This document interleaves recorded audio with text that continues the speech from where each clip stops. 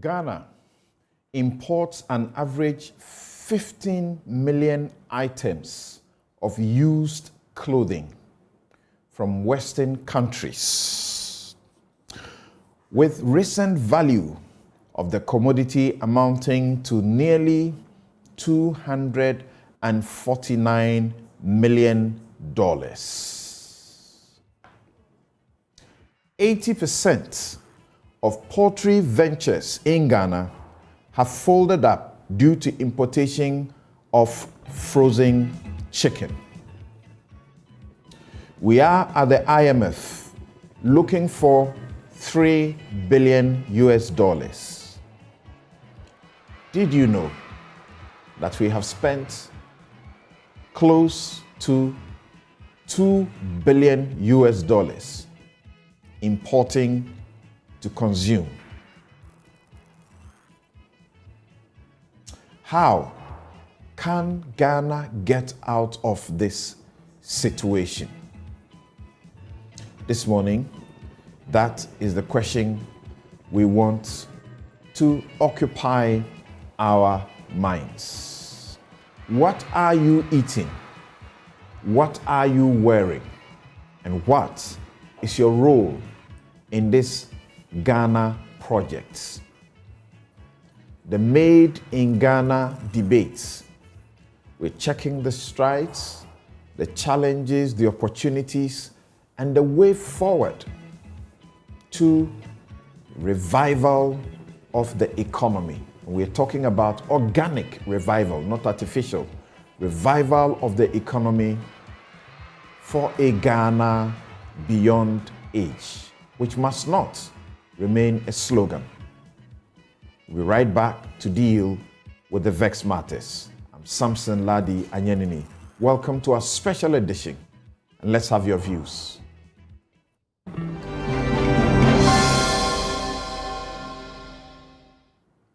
Welcome back. This is Newsfile. It's your most authoritative news analysis platform, and here on Newsfile we put Ghana first.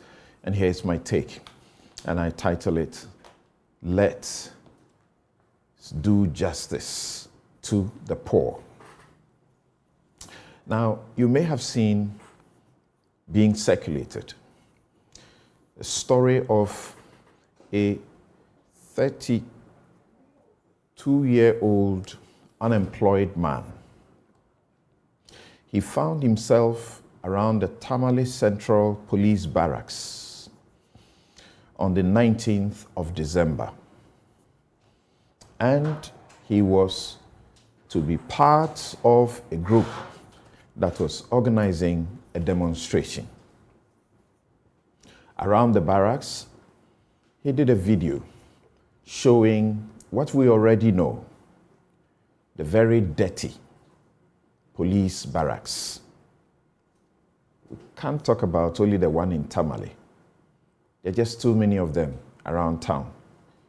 Even here in the capital, you see places that officers who are sweating and serving the country live, and you ask yourself, why must this be so? You interact with them and they complain about the poor state of their conditions, particularly where they live. So, Nana Osei Mensah's crime was doing what the media has done often in showing the world how poor our security services are living. And the reason many governments, regimes, have made it a priority to provide especially accommodation for security personnel. Now, one policeman saw him and he was angry. The guy's crime is just showing this dirty place and asking the question, if this is where a police officer is made to live, how can they be effective in helping us in their duties? He got arrested and put before court, charged for offensive conduct conducive to breach of the peace. Tell me how this is justice in our system. That's all his crime. When he's put before the court, some friends of his, about 2 of them, at the court premises show placards saying activism is no crime. Free this guy. For doing that, I understand they were also arrested. Those of you superintending this joke, do you know what you are doing to this country? These poor people, one of them is a UDS student. These poor people who are struggling to eke out a living. How do you treat them like this in their own country? What is their crime? Recently, the police actually held a session and told officers that it is no crime for people to take videos and footages of them, police officers, in public. You were doing this against journalists, seizing their phones, seizing their recorders, and breaking them up. You were acting this lawless until there was an intervention from your top officers saying there's no crime taking a picture of a police officer or anything like that in a public place. Tell me how this is part of promoting justice in this country.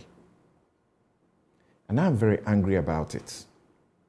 The guy was made to give a statement. In the process of giving the statement, a lawyer appears and looks through it and tells him, stop, don't continue.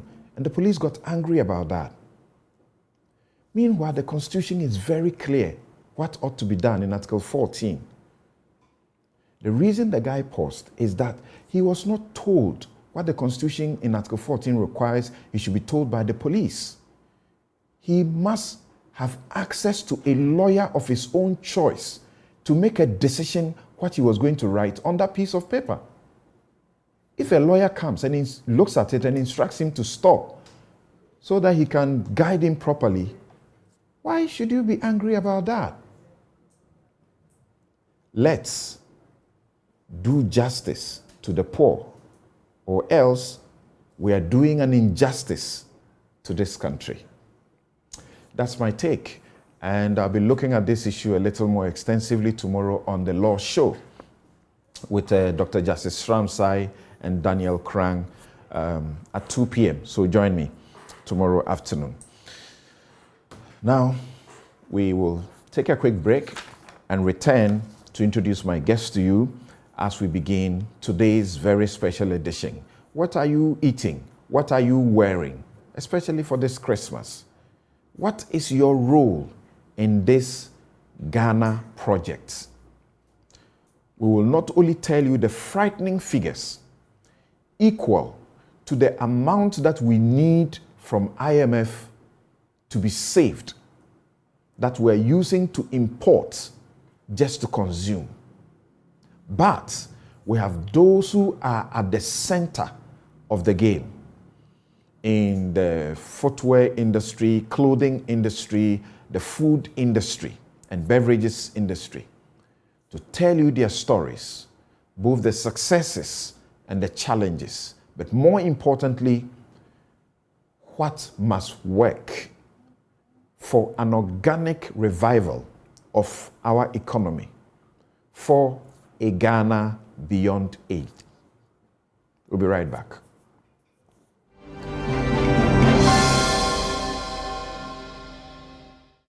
You're welcome back. This is Newsfile. It's your most authoritative news analysis platform, and here on Newsfile we put Ghana first. It's brought to you by the kind sponsorship of Bank of Africa, strong as a group and close as a partner. MTN, everywhere you go. Star Assurance, your solid partner. Ashasi University, educating ethical and entrepreneurial leaders for Africa. Robert & Sons Optical Services, your comprehensive eye care service provider for 31 years. Duraplast, how you get your water matters. Remember, where Duraplast flows, Duraplast goes. Water flows. St. Thomas Eye Hospital, providing excellence in eye care. Hoptel, everything you. My Way Insurance, dial *165# on the MTN to join. And Magdan Aviation, your dependable private aviation request solved. You just make the request, and that's it.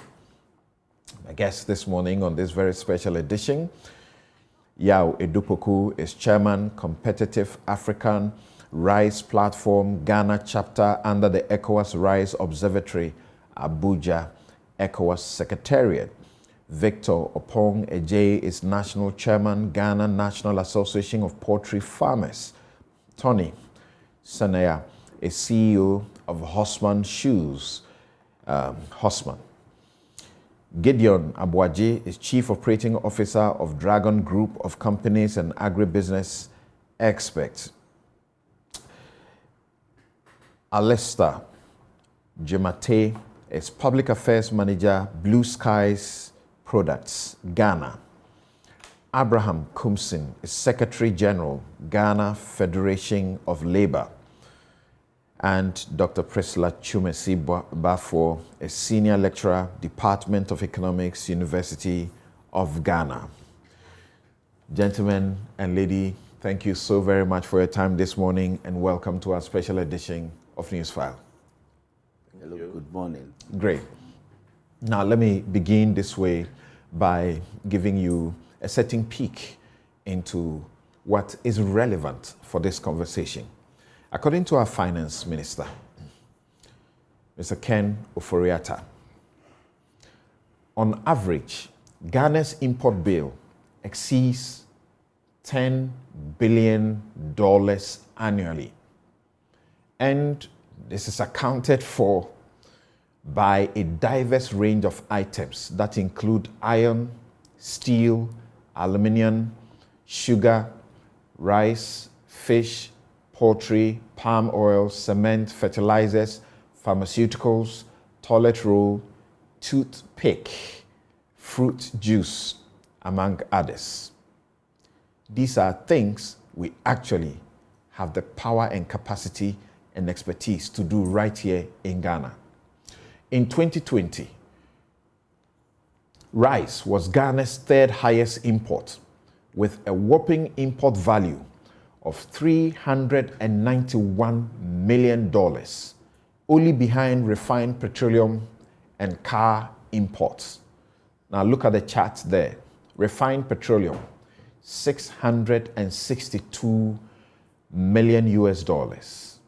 Cars, mostly second-hand cars, $492 million. Rice, third, $391 million. We have delivery trucks, $283 million, and coated flat rolled iron, $273. I'm sure you know too well that your tomato is not there, tomato paste. You know that your toothpick has not been mentioned in there. Importation of chicken, total 683,709 tons. Brazil, US, and the EU are where we are getting them from in the quantities that you see on your screen. According to the Ghana Association of Poultry Farmers, 80% of poultry ventures in Ghana have folded up. Note that 80% of poultry ventures in Ghana have folded up due to importation of frozen chicken. All you need is stop the importation and you keep these businesses alight. Nigeria took a decision, I think 2020, 2021, and they are reaping some very good fruits. We'll share some of the success stories with you. In 2015, actually, they began a ban, on rice imports. And there was a reduction in the imports by 98.4% in 6 months. That's how much success they made. Nigeria's rice imports in metric tons, that's what you're looking at. Yep. That's right, you're looking at 2021. And now look at the figure for 2022. It's only 15. In 2021, June, July, it was 957. In 2022, it's only 15. That is an attempt to give you a certain perspective. And as I began, I introduced you to the fact that Ghana imports an average of 15 million items of used clothing.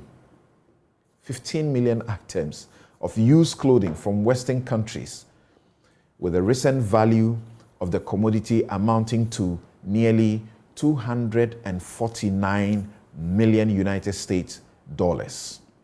This was a research revelation made by the head of fashion department at the Akintinapia Menka University of Skills Training and Entrepreneurial Development, who was also advocating or is advocating the increase in taxes of imported used clothing to discourage that.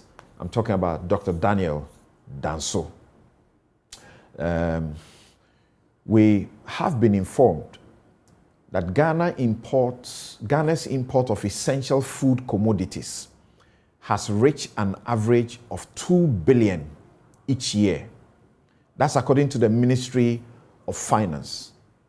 Our import of essential food commodities has reached an average of $2 billion each year, according to the Ministry of Finance. The key foodstuffs include rice, poultry, sugar, tomatoes.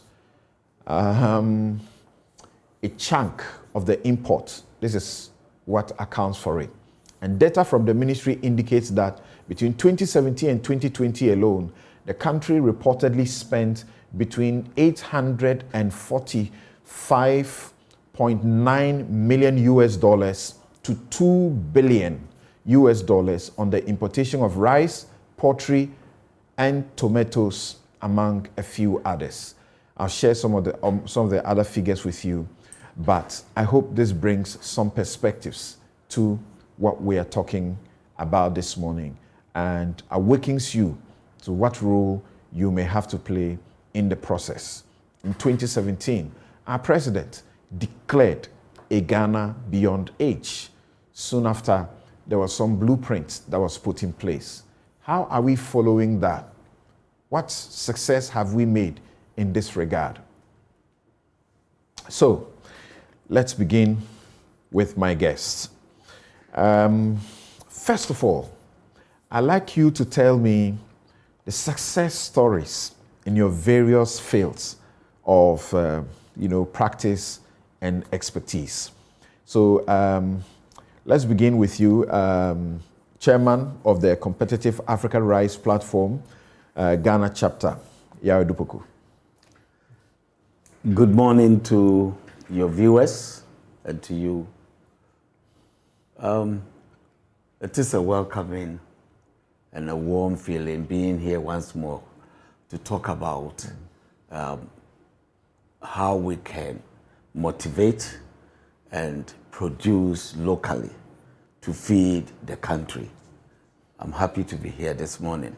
Yes, Samson, we've been talking and talking and talking. It makes us feel like we are a country that likes talking.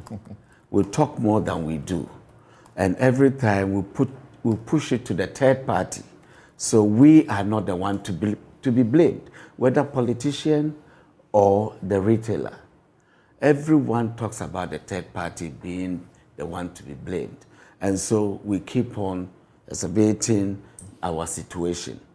Currently, if you look at the economy, which has grown from about 6 billion to 40 billion and beyond, you can see that almost everything that we have in this system is imported.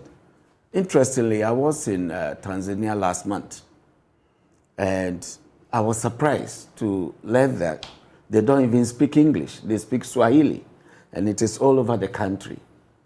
And when you go to their shops, you see made in East African products there.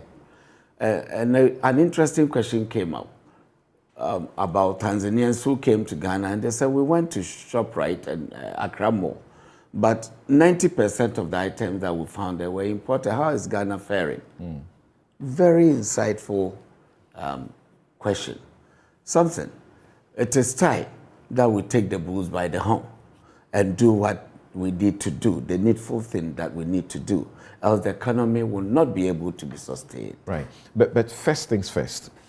A couple of years ago, we had you on the show, and I remember after our discussion about how rice that had been produced was getting rotting, and there were no, buyers and so on, how our discussion got quite, passionate and intense, particularly off air.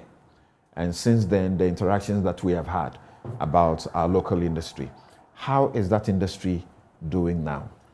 Actually, I would say it is moving at a very slow pace, at a snail pace, but we are gradually creating the awareness.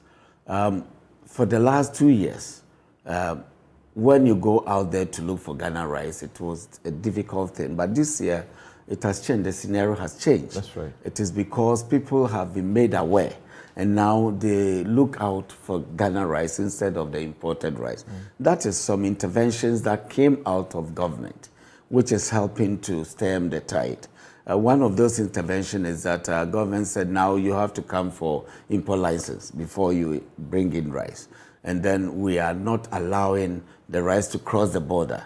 I mean, not milled rice, but paddy rice, which our cousins, the Nigerians, are picking from here and creating an artificial shortage. The farmer is happy, but the local is not happy because we cannot get it here. But in all, we have done a very good job. This time around, though you don't find it on the streets, but if you look out for, you may get the Ghana rice. Right. Do you remember the year we had this discussion where rice was going bad without buyers? I remember very well. I came here crying, and you guys took it up. I mean, you remember which year it was? I think about 2018. You're correct. Since then, I have made sure my home, there's no foreign rice. Thank God. My staff, they have also come to like it that at the end of the year, the bags of rice you get is not foreign rice. Great. So there's something that we can do consciously and it will work, right? This is what we are pushing towards. And to tell you the good news that you asked me for, two things has happened on the private end. One is the launching of the Competitive African Rice Platform, which seeks to bring all the rice stakeholders along the value chain together. This was conceived by the ECOWAS Rice Observatory, which is looking at rice production in the West African sub-region, because we realize that every year we import in excess of $5 billion worth of rice into West Africa. Ghana is a major importer. And so ECOWAS are taking it up and set a secretariat in Abuja. And they are now launching country to country. And in Ghana, they've succeeded in bringing all of us together, including institutions like the FDA, CSIR, GIDA, Ghana Rice Interprofessional Bodies, private Peasant Farmers Association. All of us have come together, and now we have one common voice. And this is good enough because now we can reach out to government and tell government what we want. So we'll get into the details of what it will take to let you guys take the commanding heights as far as the production of rice in this country is concerned. Of course, there are some issues that some, patrons have. We will also look at them as well.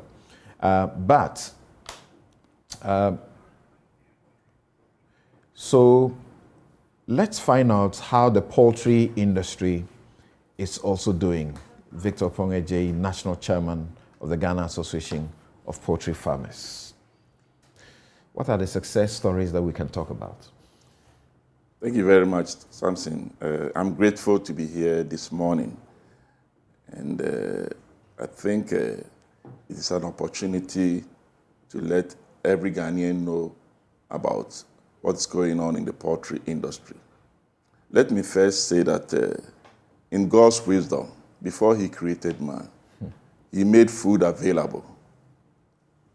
So it is always important that everyone on this earth have access to food. So when you look at definition of food security by FAO, it talks about affordability, accessibility. It talks about preference. All these are very important because to sustain a human life is only food and not medicine or something. As the father and founder of medicine, Hippocrates, in his theory, he said, let your food be your medicine and your medicine be your food. It tells you that food is very important to human life. Now, coming back to poultry, let me first say that poultry gives the source of protein to human. And every human being is supposed to have 0.8 milligram per body weight per day. But I don't think we are having it because we are not getting enough meat to eat. It's very expensive. At least we should try as much as possible to make it affordable. Poultry, as we speak, I will start by having a brief historical background of poultry in the country. Commercial poultry production started immediately after Ghana attained its independence. And the growth rate was very encouraging, about 20% per annum, because it was introduced by the then President Kwame Nkrumah, because he foresee that in future, looking at the population growth, the domestic chicken cannot give enough of the protein that we need. So the poultry was introduced. And the growth was very good, and it was also giving jobs to the citizenry. Until the 1980s, when Ghana adopted the free trade policy without considering the strategic plan to protect the local the local industry. It allows the importation of frozen chicken into the country. By 1990, the importation took about 70% of the market. And by 2013, it went to 90%. As we speak now, we are not producing 1% of the total imports into the country. If you look at EU data, 1%. We are not producing 1% of the total imports into the country. Yes. If you look at EU data, you see that for the past years, Ghana has been the leading importer of chicken from EU. And in 2021, about 227,903 metric tons of chicken were imported from EU alone in 2021. The data is there. Now, America and Brazil. This must be what the president meant when he says that every drop of, is it a bullet or a bomb, affects our pockets, even though it's far away in Ukraine. Exactly. Because it's alarming. US and Brazil are also contesting at the top that they are the highest exporter of chicken into the country. So, considering this fact, if EU, which is at the third position, brought 227,903 metric tons, and assuming the three countries brought the same figure, it gives you about 683,709 metric tons in 2021 alone. And we are not producing 1% of that figure. So, it means that, and it's so cheap that there's no way the local market can compete with them. Okay, let's go to US. Poultry has impacted US economy from the year, from 2012, it was $265 billion. 2014, it went up to $441 billion. 2016 was 643. And 2018, it was $739 billion. And out of that, you see that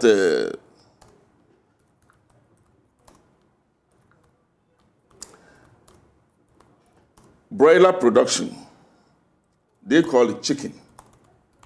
Chicken took about, I would say broiler. Broiler took about 75% of the total economic impact.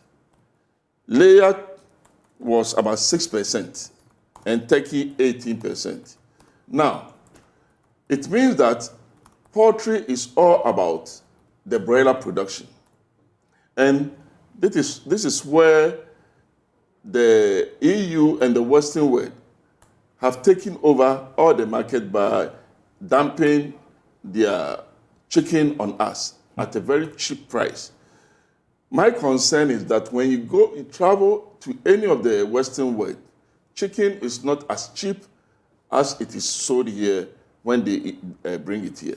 So I ask myself, what is the reason for that? That you've bought it, you've shipped it, you've paid duties on it, added your margin, and it's still very cheap, even from the country that you brought it. So it is very disturbing, and it has affected the poultry so much so that it has pushed all the poultry farmers to produce eggs. And now the challenging is seen all over. Poultry farmers in the country, about 80% are not in operation as we speak now. Right. I'd like you to pause there. I will return to be asking you this over this 600,000 metric tons that the three countries contribute in a year to our country, importation of cheap poultry into our chicken into our country, that you cannot do even 1%. Exactly. I return to you to find out what needs to be done and by whom. Of course, Mr. Dupoku spoke about the rice industry, and we will find out something that we have discovered may be important to use to try and measure what we can also emulate. The Nigeria example, the ban that they placed and what they are doing presently. And I am shocked to discover that it is a Ghanaian who is behind the success story in Nigeria's Anchor project. They call it the Anchor Borrowers Program, where all you need is to contribute 10% equity. As it's not only rice for whatever it is, as far as it is about locally produced, products. You get financial help to produce it. And if you even check what is required as collateral and how you can use produce to pay back, and what that story, how it is being told in Nigeria, is there something there that we can also look at? Tony, thank you very much for making time to join us on Newsfile.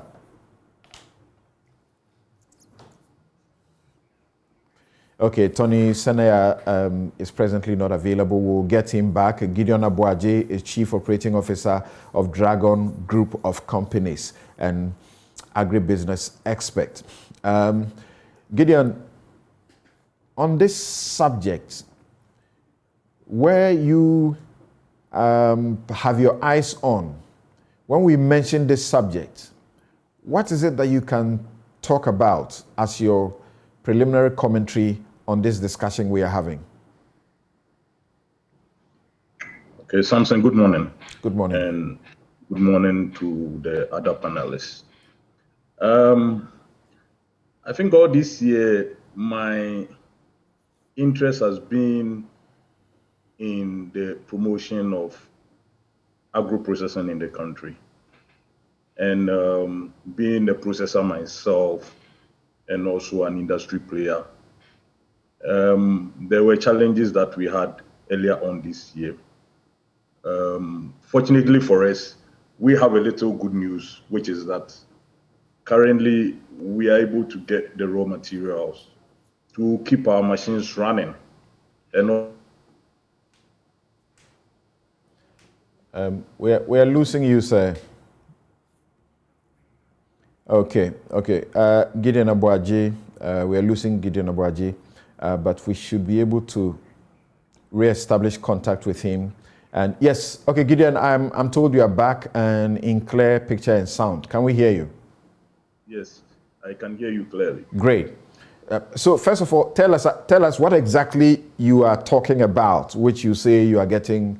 Is this supplies also? All right, it's about soybean meal, soybean as a raw material. Right. Early this year, we had a major challenge with the supply, and at the point, almost all our factories were about closing down because we could not raise enough raw materials for production. After the advocacy and the complaints, there were some movements from the government end which puts a lid on the exportation of the raw material. So with time, we were getting a bit of it. We couldn't run at full capacity. Most of my colleagues in the processing industry couldn't run at full capacity. But fortunately, after harvesting this season's crop, and the ban that was placed on soy and maize and some other cereals not being taken out of the country. Currently, we are able to get the raw material to process. So if I am to say what good news we have or what we've been able to achieve in this sector, then I can say that now with the ban in place, we are able to get enough raw materials to feed our machines. And that's a good news. And I'm hoping that each and every one of us who is into policy, production, supply, will look at helping the Ghanaian industry to thrive. Because when we thrive, we create more employment within the value chain. All right. So this is what I can say as an intro for this discussion. Thank you very much. And you're looking great in your smoke. Right. Then Tony Senaya joins us back. He's CEO of Hosman. Tony, thank you very much. Hello, Tony.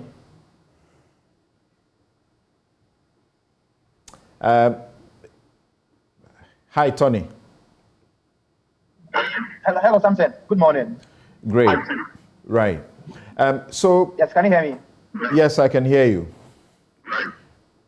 We were very excited, particularly using you as an example, where you got a presidential mention in our State of the Nation address, and then people started saying, look, this is what it is. We must patronize our own. What can you say briefly about the story of your sector of this local industry?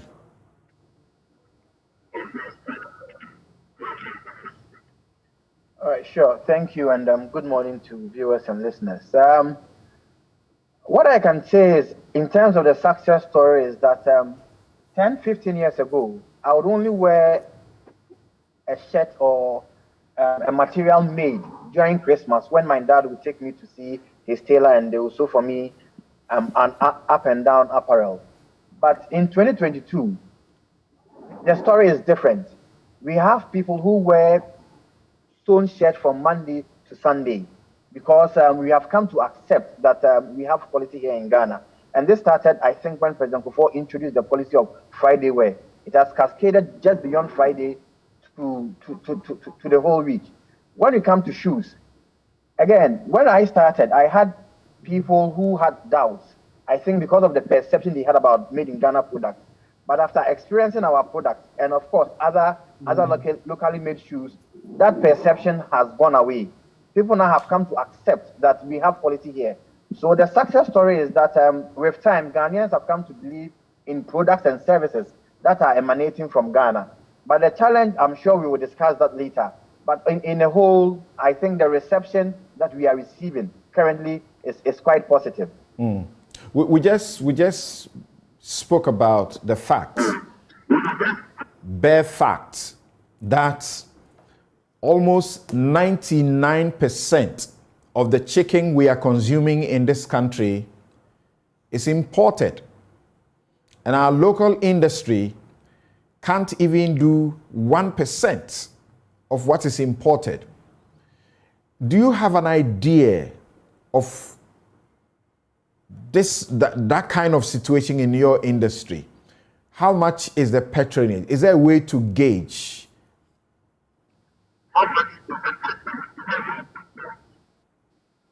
Well, Samson, for us, we have a beautiful problem. The beautiful problem is that we have a demand outstripping supply. So our challenge is capacity. And when I say us, not necessarily horseman shoes, but it cuts across all the people in the technical and vocational industry. When you drive around, you will see tailors, advertisement, tailors wanted, seamstresses wanted, even hairdressers wanted. So we lack enough human capital in terms of skilled labor in our sector. So we are unable to scale up. We do what I call the tabletop, the piecemeal approach. I'm not sure, I don't know the capacity of Latida, the guy you mentioned on your show. I'm sure with consistent mentioning, his demand will go up. But as to whether he can meet the demand on time and even have access as African trade, the African trade is coming up. If we can even look at our neighbors, that's where the conversation should go. Building the capacity of local businesses to be able to meet the demand before we even start talking of cutting imports. We have to be ready in terms of capacity. And our challenge now is that we don't have enough capacity to even meet the local and internal demand. Okay. I'll return to you to, explore the issue, building capacity. Who must do what? Alistair Jimate is Public Affairs Manager, Blue Skies Products, Ghana. You have been celebrated as one of the good Ghana examples. But over a period now, the story has not been, what was expected, that there will be an upward, trajectory of what you do. Is this the story of Blue Skies alone, or that's generally what the situation is? Good morning, Samson, and good morning to our panelists and our viewers and listeners across the globe.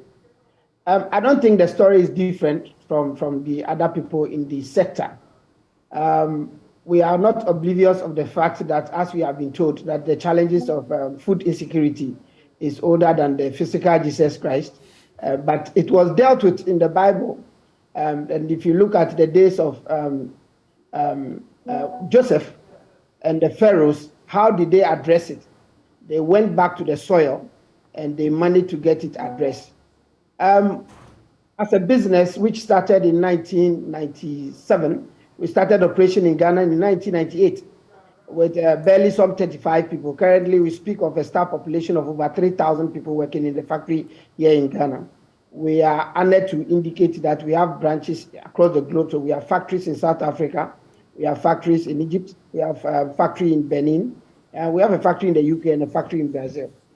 Samson, we were the first business to organize a group of farmers to get them a GAP certificate in Ghana, the Good Agricultural Practice Certification, so that we'll be able to buy from them. And I think over the years, we have indicated that it is possible to be done here in Ghana. At least we have put Ghana on the map to indicate that one of our businesses can compete with any other business across the globe. But the truth be told that we have not been deliberate as a people with regards to policies in the agricultural sector. And I'm sure we'll come to the challenges, which will be very soon. But across the industry, there are myriads of challenges. And these challenges do not need rocket science to address. And that's what makes it a bit more worrying, because these are things that we have done before, we are capable of doing, but we have not been very deliberate about them to get them addressed, to improve on our agriculture sector, so we can enhance on value addition. We strongly believe that if there will be any success in the sector at all, it will depend on how we think of improving and enhancing productivity and also adding value. We process barely fruits and fruit products for major supermarkets in Europe. And I know the perception out there is that Blue Skies is a juice processing company, which is true, but the juice that you see on the market is less than 5% of the entire business. What we do is we add value to fresh cut fruits and export them to major supermarkets in Europe. So it's an industry with a huge potential, that is if it is supported. So in my preliminary statement, I would say that it is a huge industry with a lot of benefits that has the capacity. In fact, in terms of, I know other sectors who complain of capacity, but in the agriculture industry, we have the capacity. We have the human resource. What is needed is a bit of support to trigger the effects that we want to see, just to make it a robust industry so that it will be able to support this country. So you are talking about a lot of imports. The reason is because in other jurisdictions, there are a lot of subsidies. So it makes farming and agriculture and agribusiness. Right. We will get to that shortly, to begin to appreciate what the difference is and how we can also make some good progress in that direction. So hold on for me. Thank you. And let me now bring on Abraham Kumsin, Secretary General, the Ghana Federation of Labour, who will talk to us about the issues concerning textiles, which has also, as we are being told, and as you heard from Tony, it is true that many of us, most of us these days, we like to wear, what we call local fabrics. But question is, if you look beneath closely, are they really local fabrics? How is that industry also doing? So let's take a preliminary comment from Abraham Kumsin. Thank you for joining us, sir.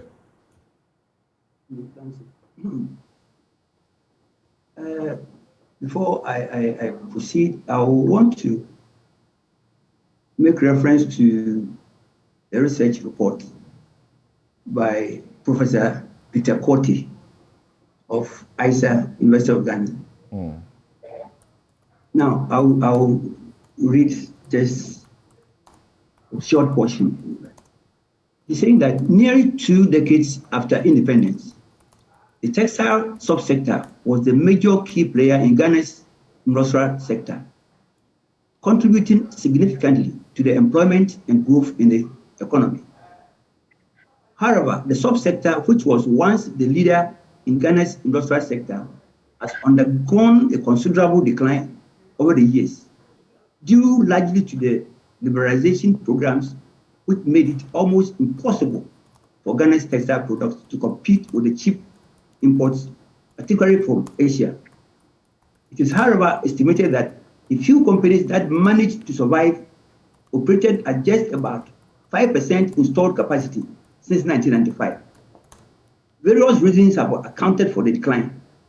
Some of the major ones mentioned include low demand for local textile products, an influx of second-hand clothing, lack of competitiveness of local textile against imported textiles due to high cost of local textile, in which resulted from high cost of production.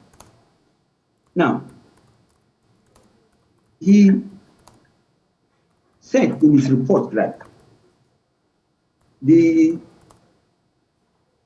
textiles industry used to employ some 25,000 people, which accounted for 27% of total manufacturing employment in 1977. However, by 1995, employment within the subsector had declined to a mere 7,000, declining further to 5,000, and by the year 2000, we now have a mere 2,961 persons.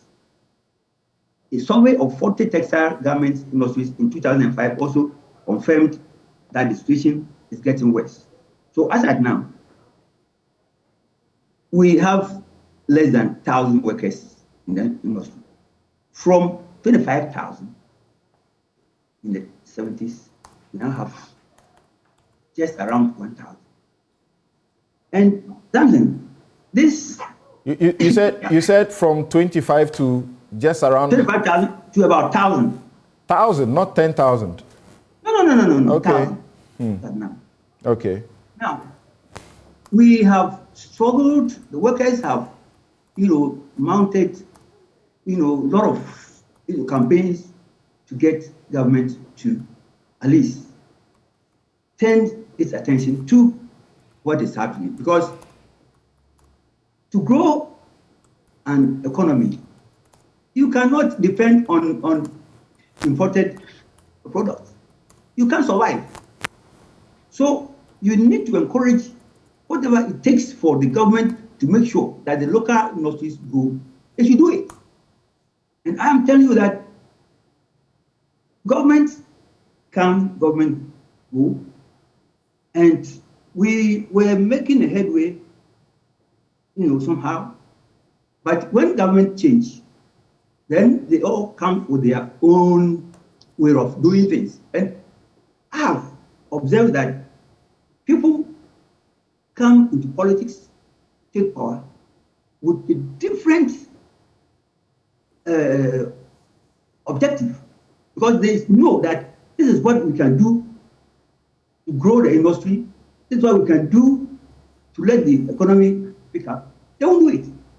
They will never have evidence to prove that they will never do it. Look, those who import the raw materials to use it or to process here, I tell you that the number of taxes that they are paying, raw materials, not finished products, import duty, import VAT, national health insurance, debt fund, COVID levies, net charges, ECOWAS levy, cheapest levy, Ministry of Trade and Industry, 1D, 1F fee, disinfection fee, special import levy, exim levy, inspection fee, AU levy. Look at this. What government is this? And you are doing all this, and how do you expect the local manufacturer to produce and break even? Meanwhile, you must know that these are industries that are creating jobs for your people. From 25,000, now we have around 1,000. And they don't care. Look, I wish that next time, bring somebody from the trade industry and then Minister of Finance, so that we can debate, this issue. They should be there. They should be there to explain certain things. Try to organize another program like this, and bring the Minister of Trade and Industry, bring somebody from the Finance Ministry to come and explain why they are behaving the way they are behaving. Look, they are pretending. It's like somebody who is not asleep, you pretend to sleep. You knock and knock and knock and knock, you beat him, you will never wake up. This is what government is doing. They don't care.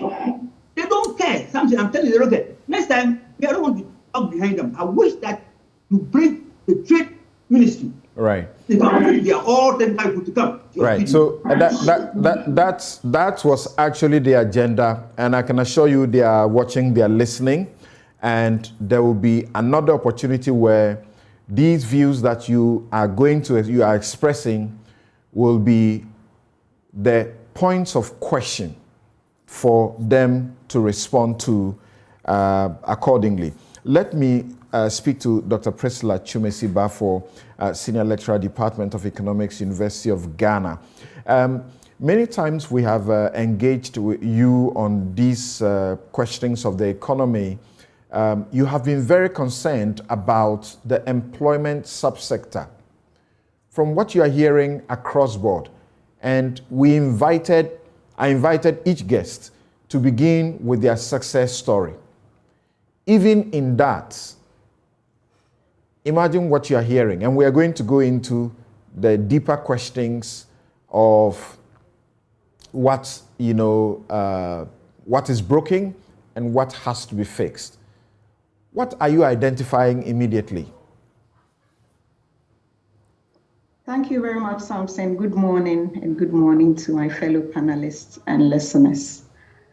Indeed, when you look at the issues that have been outlined right here, you can tell that the challenges are the same, regardless of the sector that you are looking at. And the bottom line really is that as a country, we have not been very intentional about our industrialization drive, and particularly the sources of the growth that we record in this country.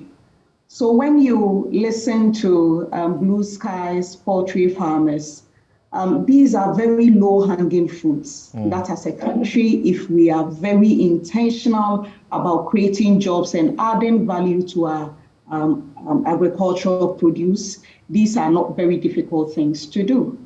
And so when you ask, what are the major challenges that these practitioners face? A number of factors have been identified, but principally you find that a lot of it has to do with cost of credit, for example.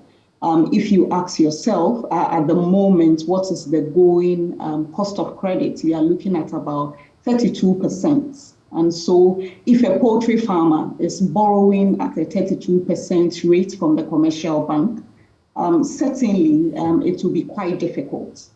The infrastructure that is required, you need energy, you need some basic infrastructure like roads, some basic infrastructure like water. I'm looking at the poultry farming sector, for example. And all these, you can tell that although as a country, we are investing in capital expenditure, building roads and all, we have not been intentional in linking productive activities to some of these infrastructural development. And that is something that policymakers ought to take a critical look at. When you look at the textile industry, the key challenge they face is competition from imports. Because we know that, for example, if you look at GTP, they have the reputation of producing quality products. But the moment they invest in innovation and put their products out there, you have traders who are taking their samples abroad to go and bring in similar patterns at very cheap rates. And the question you ask is, how are people able to produce at such lower rates? Importers are able to bring them in, pay duty, and still be able to sell at a lower price than local producers. And the bottom line is the business environment. The environment within which these firms are operating is quite difficult. So they would produce, but at the end of the day, their costs are high. So even imports come in at a cheaper rate. And most of these imports, honestly, some also come in. on some of the products that they bring in. So these are the issues. I think that if we are very serious about employment creation, the very low-hanging fruits are agro-processing. What are we doing? And light manufacturing, like textiles. And you look at the poultry sector, the reputation is there. On average, every Ghanaian wants a locally produced chicken because they know that it is of good quality. That's right. You don't find our birds as huge as turkeys and other things because of all the chemicals that they are given. But the demand exists, but people cannot afford because the farmers are also producing at very high cost. So these are some of the issues that I believe the government needs to tackle. Right. And particularly looking at the challenge that the global environment is in, I think that it is time for our government to take a break, pause, and look at the key issues that are affecting these very light manufacturing, agro-process activities that we can easily turn around in a year or two to make some meaningful gains in the employment generation and even on our imports bill and also as a country in terms of revenue generation and all that. How much of the revival of this broke economy is tied to an indigenous industry, industrialization? So when you are talking about industrialization, for the context of Ghana, we are not looking at very sophisticated things like car assembly plants and all that. Those are good. But you also know that based on the way the economy is structured, we do not have a comparative advantage in those. That does not mean that we cannot venture into those activities because of technology and all that. But the very low-hanging fruits are, what are we doing to agricultural produce? Are we adding value? If you look at a country like Kenya, for example, horticulture, globally, roses and all the things you find abroad are exported from Kenya. Why can't Ghana tap into its own resources and also do certain things that we are comparative? In our supermarkets in Ghana, we are consuming South Africa groceries, right? Yeah. Exactly. Yes. Exactly. You have what we call it, carrots. You have lettuce and all other things, cherry tomatoes that are all imported. And so you see, when you look at all these things, it makes you ask, are we very, very serious about the drive to create jobs locally, about the drive to add value, the drive to be self-sufficient? These are issues that we need to. And when you look at the example of the Nigerian situation, you can tell that it is not rocket science. It is something that can be done. Over time, when you look at the interventions in the agricultural sector, it has always been giving free fertilizer to farmers and all. Can we be a bit more intentional as to, for example, targeted credits at affordable rates to smallholder farmers, link them to large-scale producers, assist them so that they are able to build capacity, produce, and be competitive on the market. These are some of the major challenges that needs to be addressed. It would look like very little, if any, at all, has changed as far as the problems confronting our economy are concerned. We're taking a quick break. When we return, we will begin with looking at how much of government or state intervention in introducing bans, like happened in Nigeria for the rice industry, may be necessary. And what can the local producers also do to take over the commanding heights and bring down the prices of their products so that the poor who can afford the foreign but can't afford the locally produced will also not have a justification to continue to want to have that taste. We'll be right back.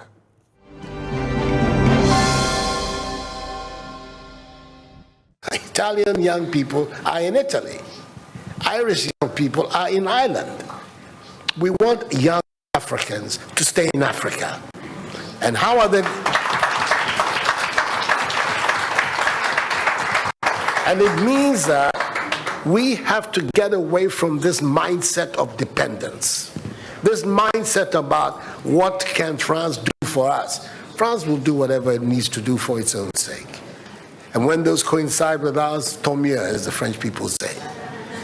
But our main responsibility as leaders, as citizens, is what we need to do to grow our own countries. What are the institutions that work, that will allow us to have good governance, to have accountable governance, to make sure that the monies that are placed at the disposal of leaders are used for the interests of the state and not for those of the leaders, to have systems that allow for accountability, that allow for diversity, that allow for people to be able to express themselves and contribute to fashioning the public will and the public interest. Our concern should be with what do we need to do in this 21st century to move Africa away from being cap in hand and begging for aid, for charity, for handouts. The African continent, when you look at its resources, should be giving monies to other places. We have huge wealth on this continent. Now our own country of Ghana. And we need to have a mindset that says we can do it. These are strongly held beliefs. And that is the reason why I've adopted as the slogan of my presidency, of my period of the Supreme Office of Ghana, that we want to build a Ghana beyond aid. A Ghana which is independent, which is self-sufficient, that is capable of standing on its own feet and building its own life. We can do it if we have the correct mindset to do so. I hear a lot about the need to change our narrative and tell our own good story. Ladies and gentlemen, as the saying goes, nothing succeeds like success. If we work at it, if we stop being beggars and spend Africa's monies inside the continent, Africa would not need to ask for respect from anyone.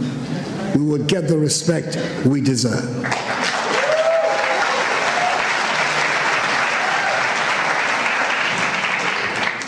Over 30 years ago, one of America's most prestigious Ivy League universities offered a course in Mandarin, which for years had virtually no takers. Today, there is standing room only. And it is not because the course is any easier. It is because the position of China has changed. 30 years ago, 20 years ago, China was nowhere near where it is today. China does not ask for anyone for respect now. She does not need it. Let us make our continent the prosperous and joyful place it should be, and the respect would follow. I thank you for your attention.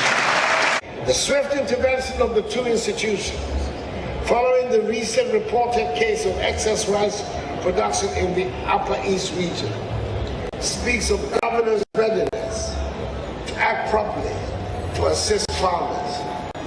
I'm happy to note that through the coordination of the activities of stakeholders, the Ministry of Food and Agriculture has put in place measures to avert losses to farmers and processors. I must hasten to add that the success of government's efforts at ensuring self-sufficiency in rice production depend largely on the level of consumption of local rice.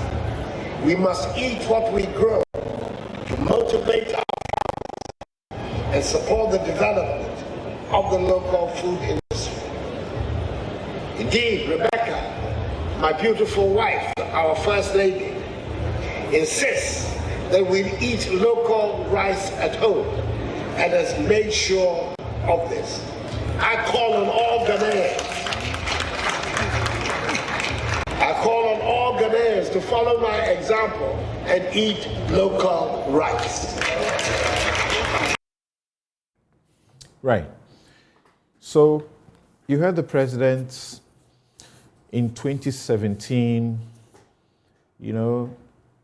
standing right next to France President Emmanuel Macron and saying all the right things and getting hailed all across the globe for being the example of what is sought after on the African continent and the world at large. A Ghana beyond aid. The criticism was that it was one of the usual sloganeering that our politicians have become so used to. You don't know whether they are jinxed to just do that and go to bed. Well, after some talk and criticism of the policy or the pronouncements, there was a committee set up to flesh out something so that there can be some blueprints that we can look at on the Ghana Beyond Aid agenda. Eventually, something was done. The Ghana Beyond Aid Charter and Strategy documents in April 2019. So what are we doing that is tied to or can be said to be an implementation of that beautiful policy? Google it and begin to see what a Ghana we will have if we were implementing that policy.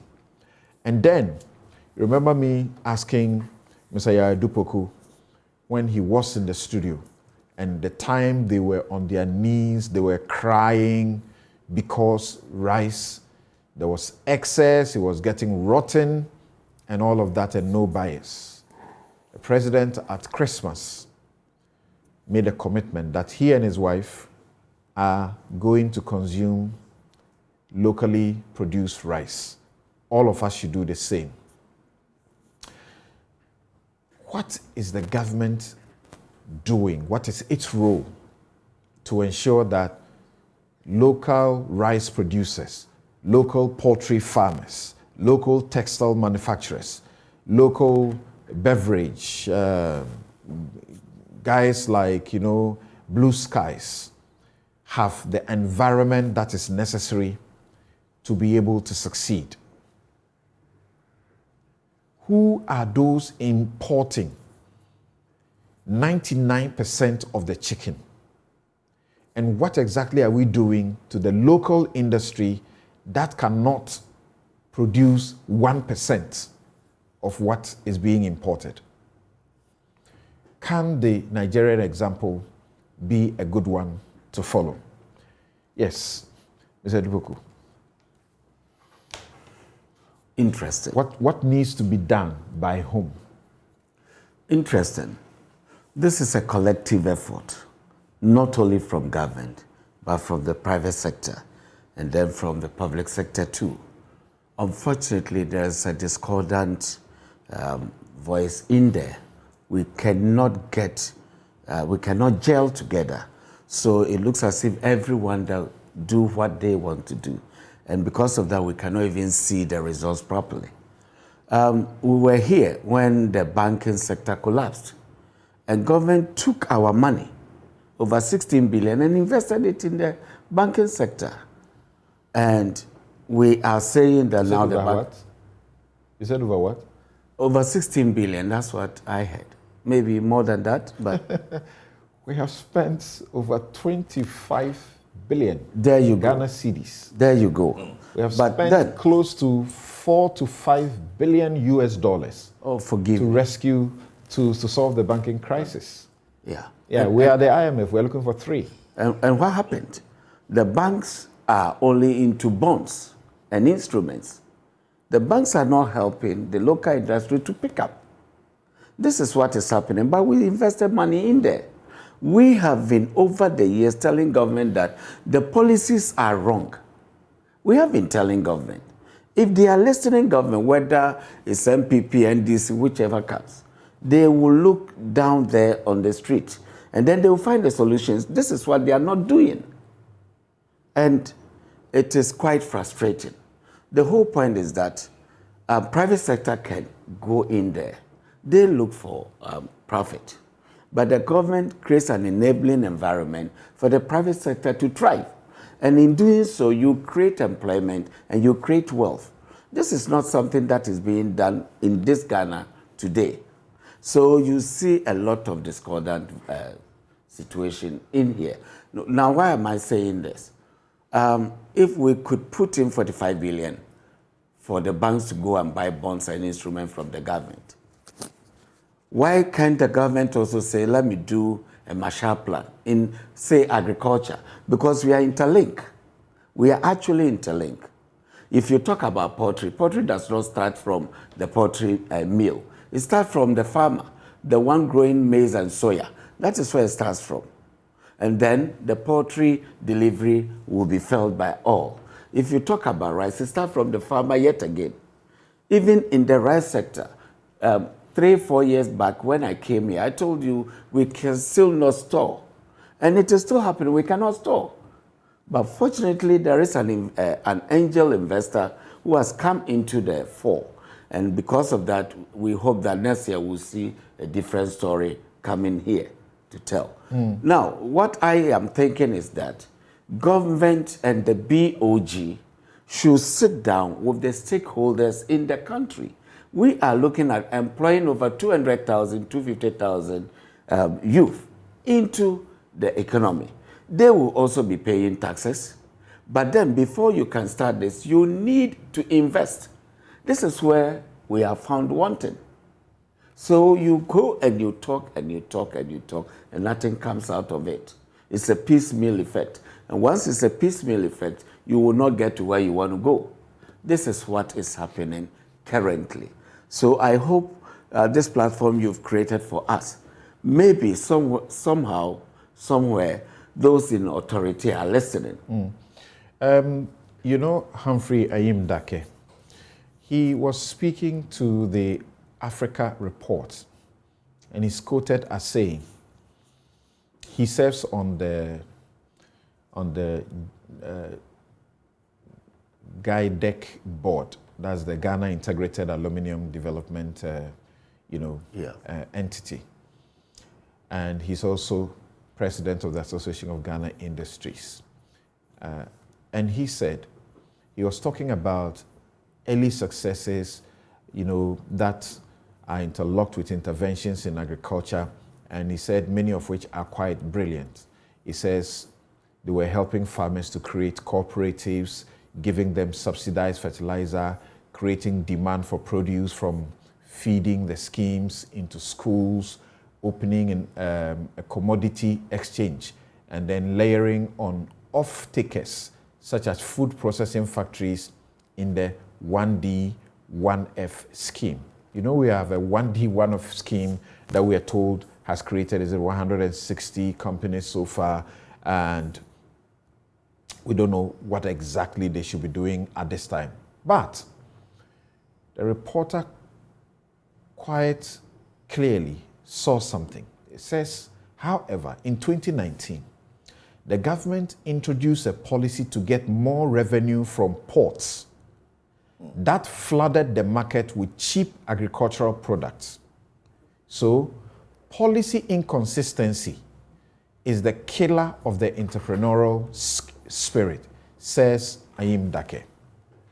Throw open your doors to the international market and you will kill infant industries.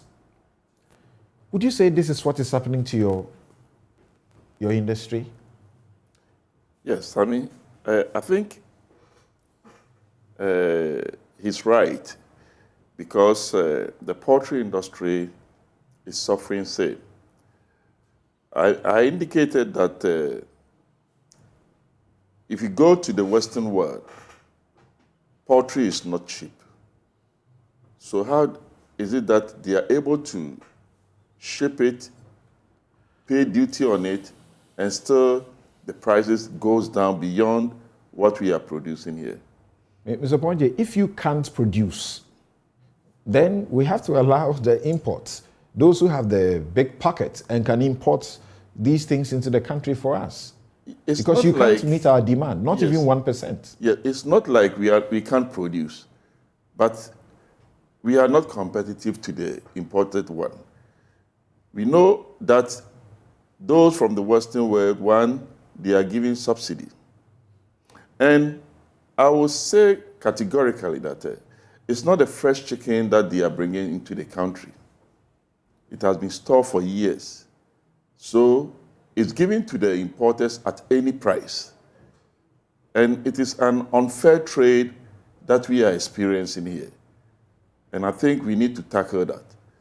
Because if you are given a fair level ground, I think we can produce here. But that is not what is happening. What will it take for you to get to 5% of the production? Well, I think we need policy drive. In the first place, the technocrats should understand our situation, and we need to synergize to work on it. Poultry is all about the feed. So, imagine in 2020, we were buying 50 kilo weight of maize at 65 cedis. As we speak now, it's over 200 Ghana cedis with the same kilogram, 50 kilo weight. Soya beans, which was 150, is now 600 Ghana cedis. And wheat bran was waste. And we introduced... So you're talking about feed? The feed. So if you are not... And if you don't get the feed at a reasonable price, that is why the government came out with a project called Planting for Food and Jobs. And we all thought it was going to help us. Yes, the yield went out, farmers got higher yield, but we still allowed people from the neighboring countries to buy the maize and export them. So we were the sufferers. Meanwhile, government has injected money to subsidize what they are doing. So we thought it was going to be controlled so that the prices will come down. Now from 65 cedis, it's over 200 cedis. So how do you produce with it? A ton of feed was 1,500 cedis. As we speak now, it's 6,700. That is why the farms are folding up. So what's the motivation? And you see the wrong to be done by the people, even though I have followed some stories that suggest there are clear, push factors that your agriculture, you are getting some sort of subsidy on fertilizer for planting for food and jobs. Then you make the produce and then you sell it to your neighbor, your neighboring country. So you are saying here there's no effective, checks and control. Exactly. But those who also engage in that, they have an excuse. They will tell you how you are not competitive locally, so they can give their produce to you. They won't break even if they give it to you. Samson, we will never be competitive enough. If you look at the way we go about agriculture, we will not be competitive. For example, if you go to other areas, I will use rice. Whereas we are producing 4 to 5 tons per hectare, others are doing 8 to 10 tons on the same hectare. So immediately it tells you that something is wrong with our output. And this needs the intervention, which will have to come from the leadership. And this is not happening. They are getting the 8 to 10 tons because they have modernized their farming practice. Something a peasant farmer out there cannot do. So you need the leadership to bring this in. We are not doing that. And all this entails funding, cash. And that cash should come from the government end. And the government will reap all this investment if they follow strictly the laid down rules. They will get back the money plus. Okay. Now I bring Gideon. This is where you come in, Gideon Abuaji, Chief Operating Officer of Dragon Group of Companies. I mean, you properly represent the feed sort of subsector. I'm hearing all these stories, and one question keeps coming to mind.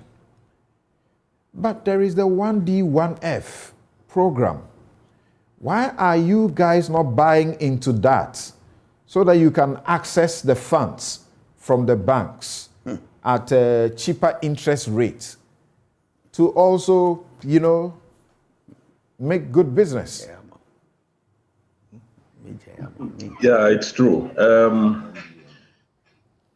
It's a complex situation. Agricultural products, mostly the cereals and the grains, are slightly cheaper during the harvesting season. And that means that you will need to do bigger aggregation, which means that you need to buy more and store them in warehouses.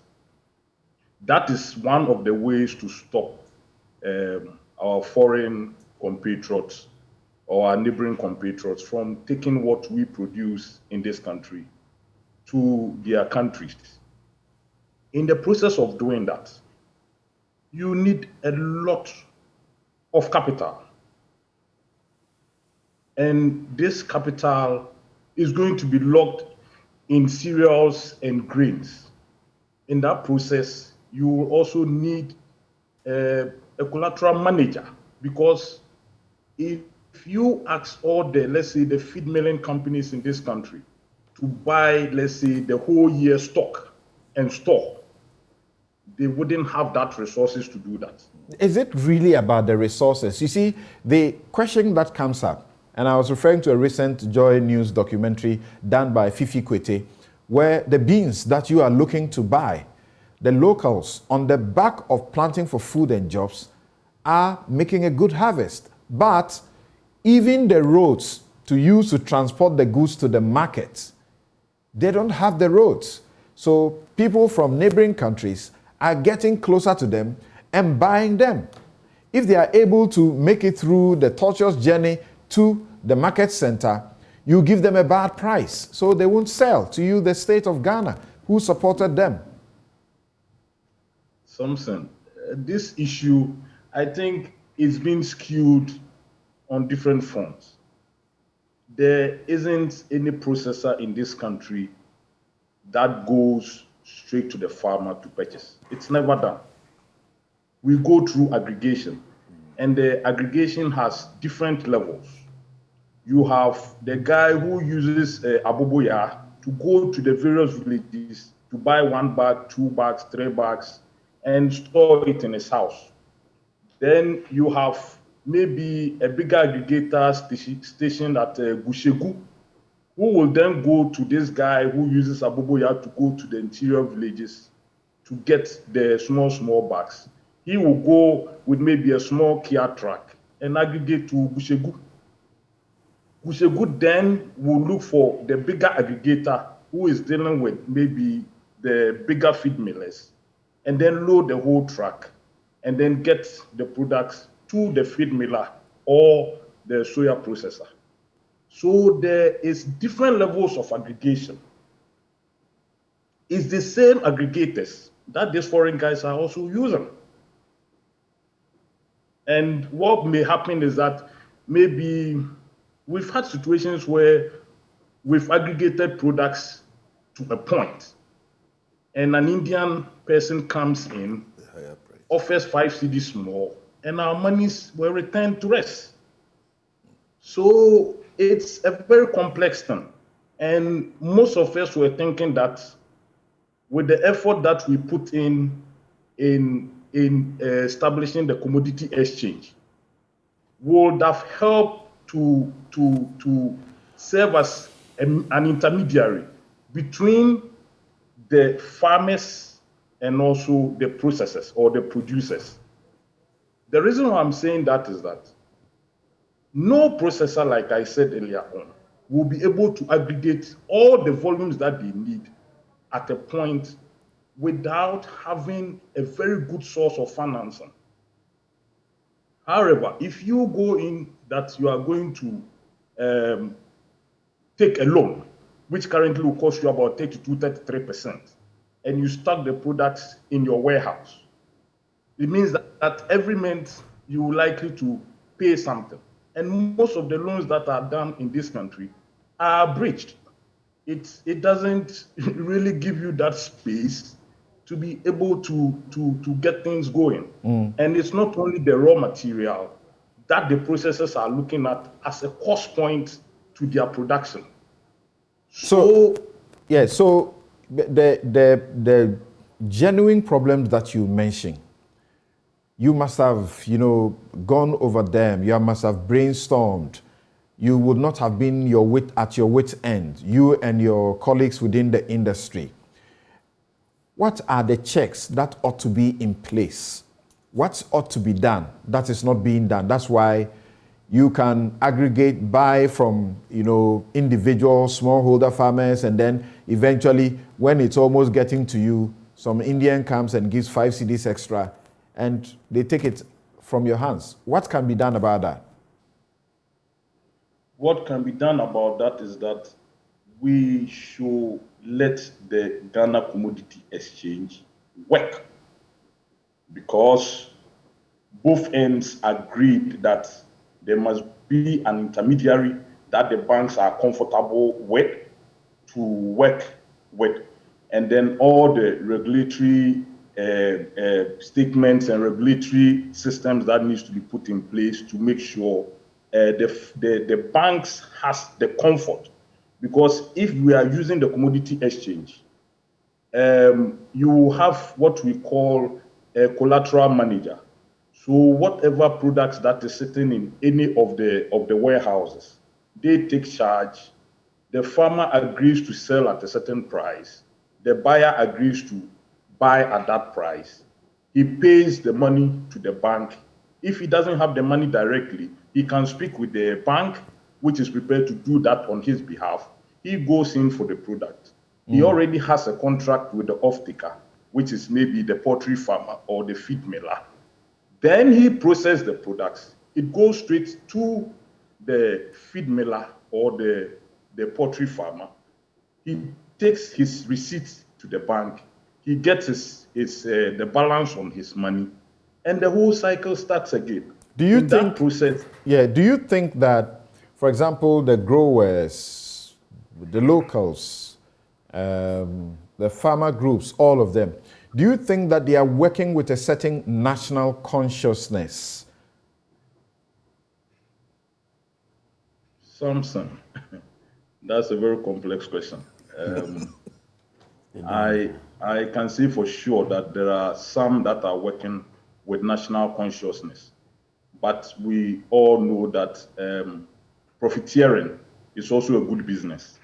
And so if there are no regulations or there are no policies to regulate some of these things, you have people who will want to take advantage of some of these things. And then we as Ghanaians or we as processors ends up to be the biggest losers. In what you do, do you have a sense that you are working to a certain policy, bigger policy for the general good? Yes, we do. And which policy will that be? The policy is to, one, regulate the importation of cereals and grains in this country. Two, a policy to regulate how these products are sold within the country.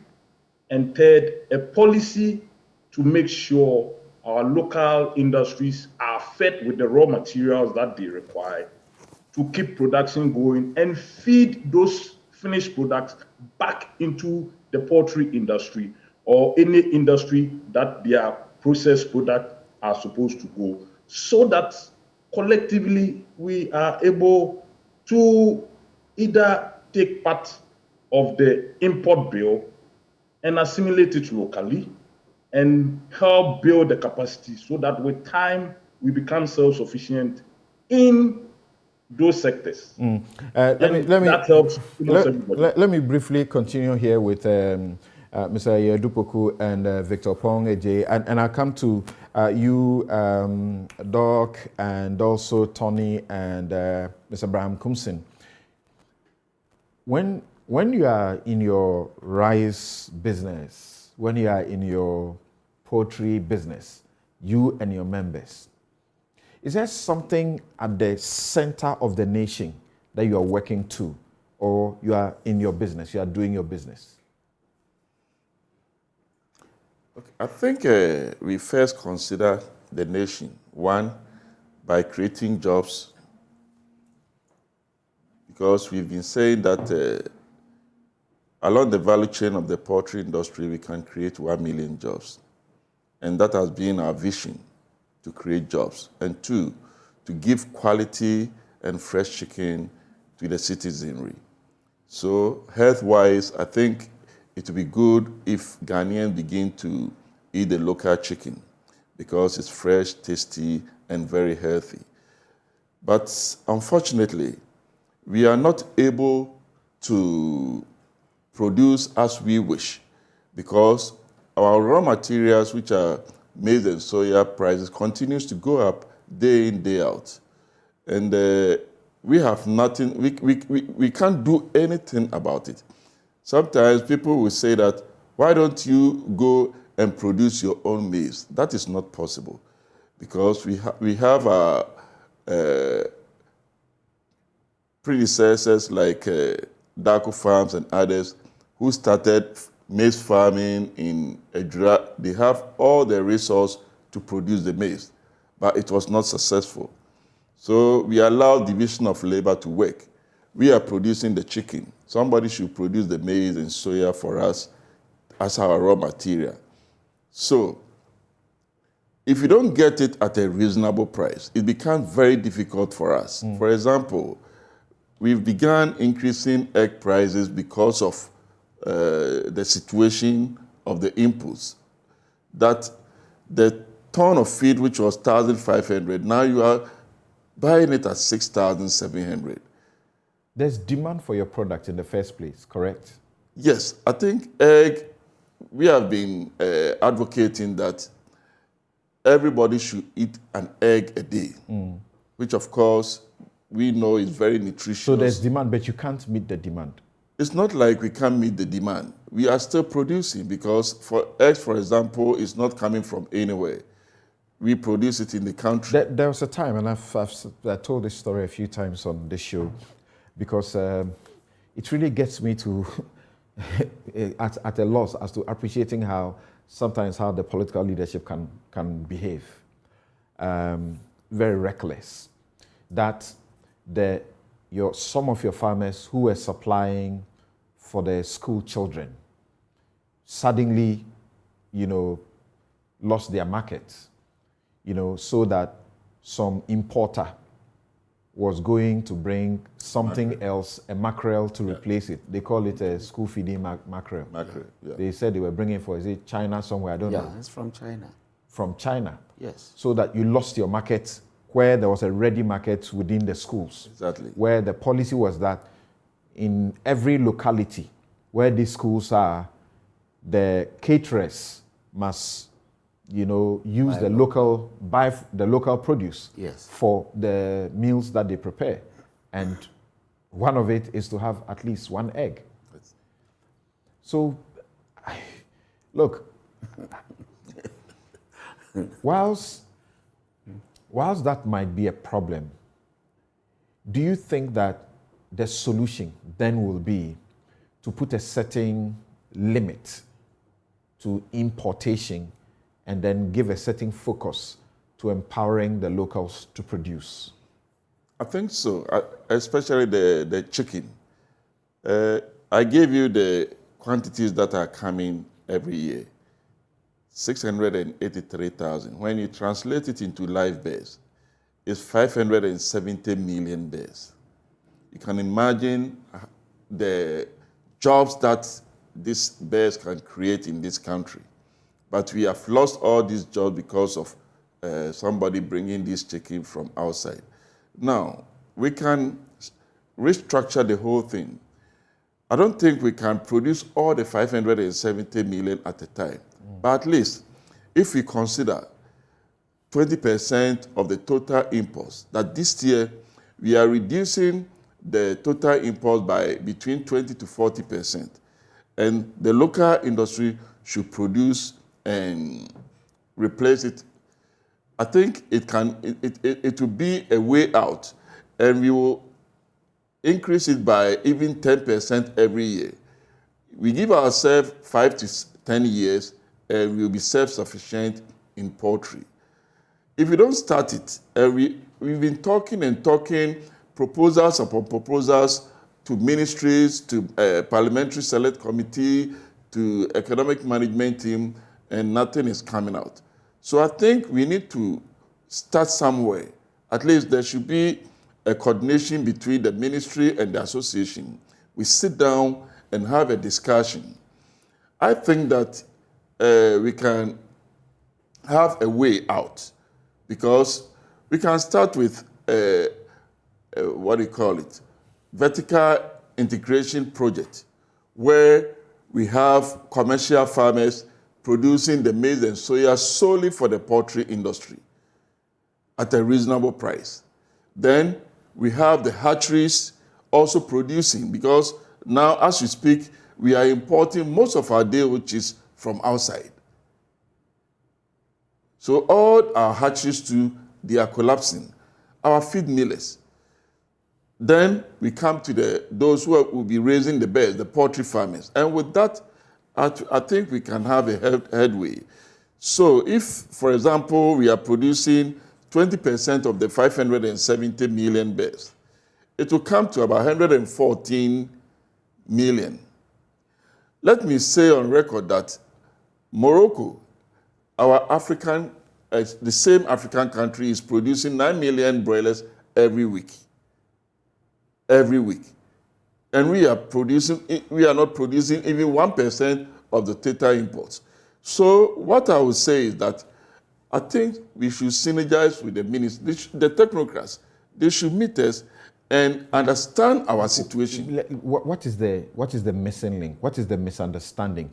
Why do we continue to give licenses to importers and they are growing, and we understand these are people who have very deep pockets, who are going to import, instead of keeping, a reasonable focus on the local production?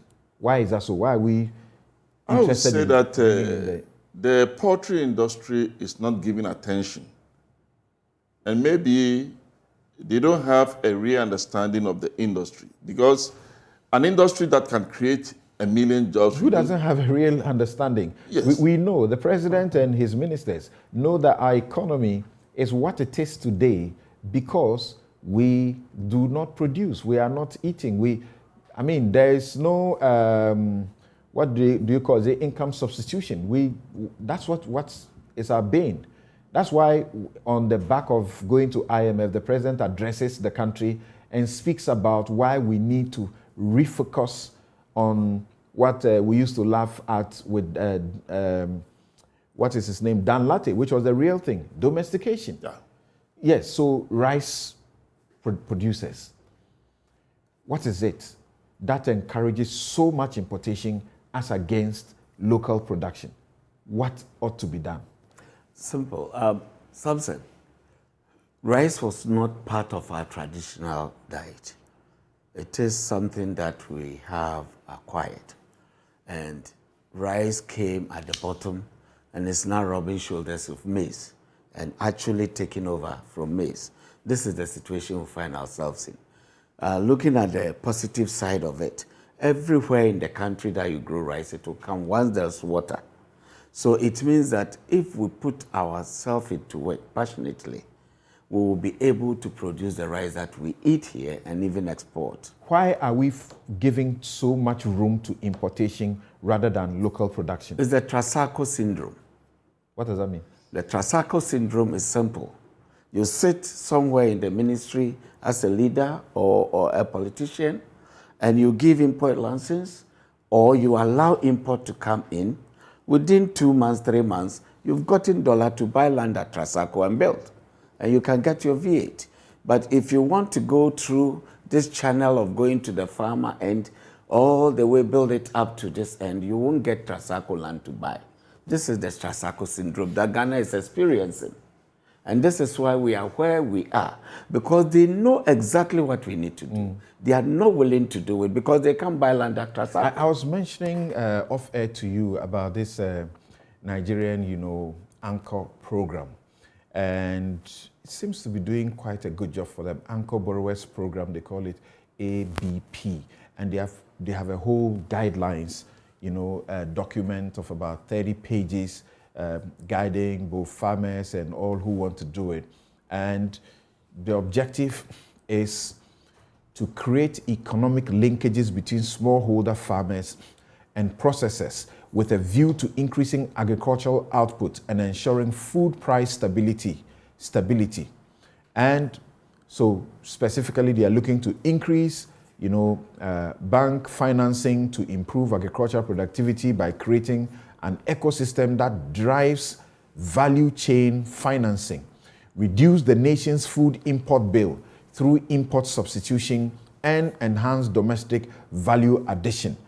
That's the way to get the CD being respected, not any artificial means to, as it were, hold it up, prop it up. Create new generation of farmers through innovating financing to support smart agriculture and deepen financial inclusion and grow smallholder farmers from subsistence to commercial farming. And there are things I saw, as the product that really, really shocked me. So if you are dealing in cereals, rice, maize, wheat, cotton, roots and tubers, that's cassava, potato, yam, all of that, sugarcane, tree crops, legumes, tomato, livestock, fish, poultry, any commodity that may, be decided by those who are behind the policy. And if you have to participate, you really don't need that much. You don't need that much. And they are going to offer you the loan, and then they have a certain interest rate that they are using. Then they have a repayment plan, which can include that you use the produce to pay, for the loan that you have taken. If you are the collaterals that they require, joint and cross guarantee of members, that is, you need to be in a commodity association or cooperative, to be able to participate. And all you need for yourself as a criteria is that you are a member of a farmer group, you have a bank account, you provide a valid bank verification number. I'm sure here they will say TIN or now our ID. You should be seen not to have been a defaulting borrower. You have a validated farm. Then you provide 10% minimum equity contribution. And you are not supposed to participate under multiple associations in the cropping season. That's all you need to do, and you are in. What do you know about this project? I am intimately in the know about this project because the one who initiated it happened to be my chairman, and I work under him. He is the one who guides me. But the initiator of this project is our own old man, J.A.K. Kufuor. He was the one who appointed his deputy local government minister to go to Nigeria with Jack Foundation. When they went there, they met with huge resistance, more than what we experience here. They were frustrated, but then they got a listening ear, a sympathetic ear. That was the governor of CBN, Central Bank of Nigeria. I think it was Sanusi then. So they just bumped into each other, and he decided to listen to what the Ghanaian is saying.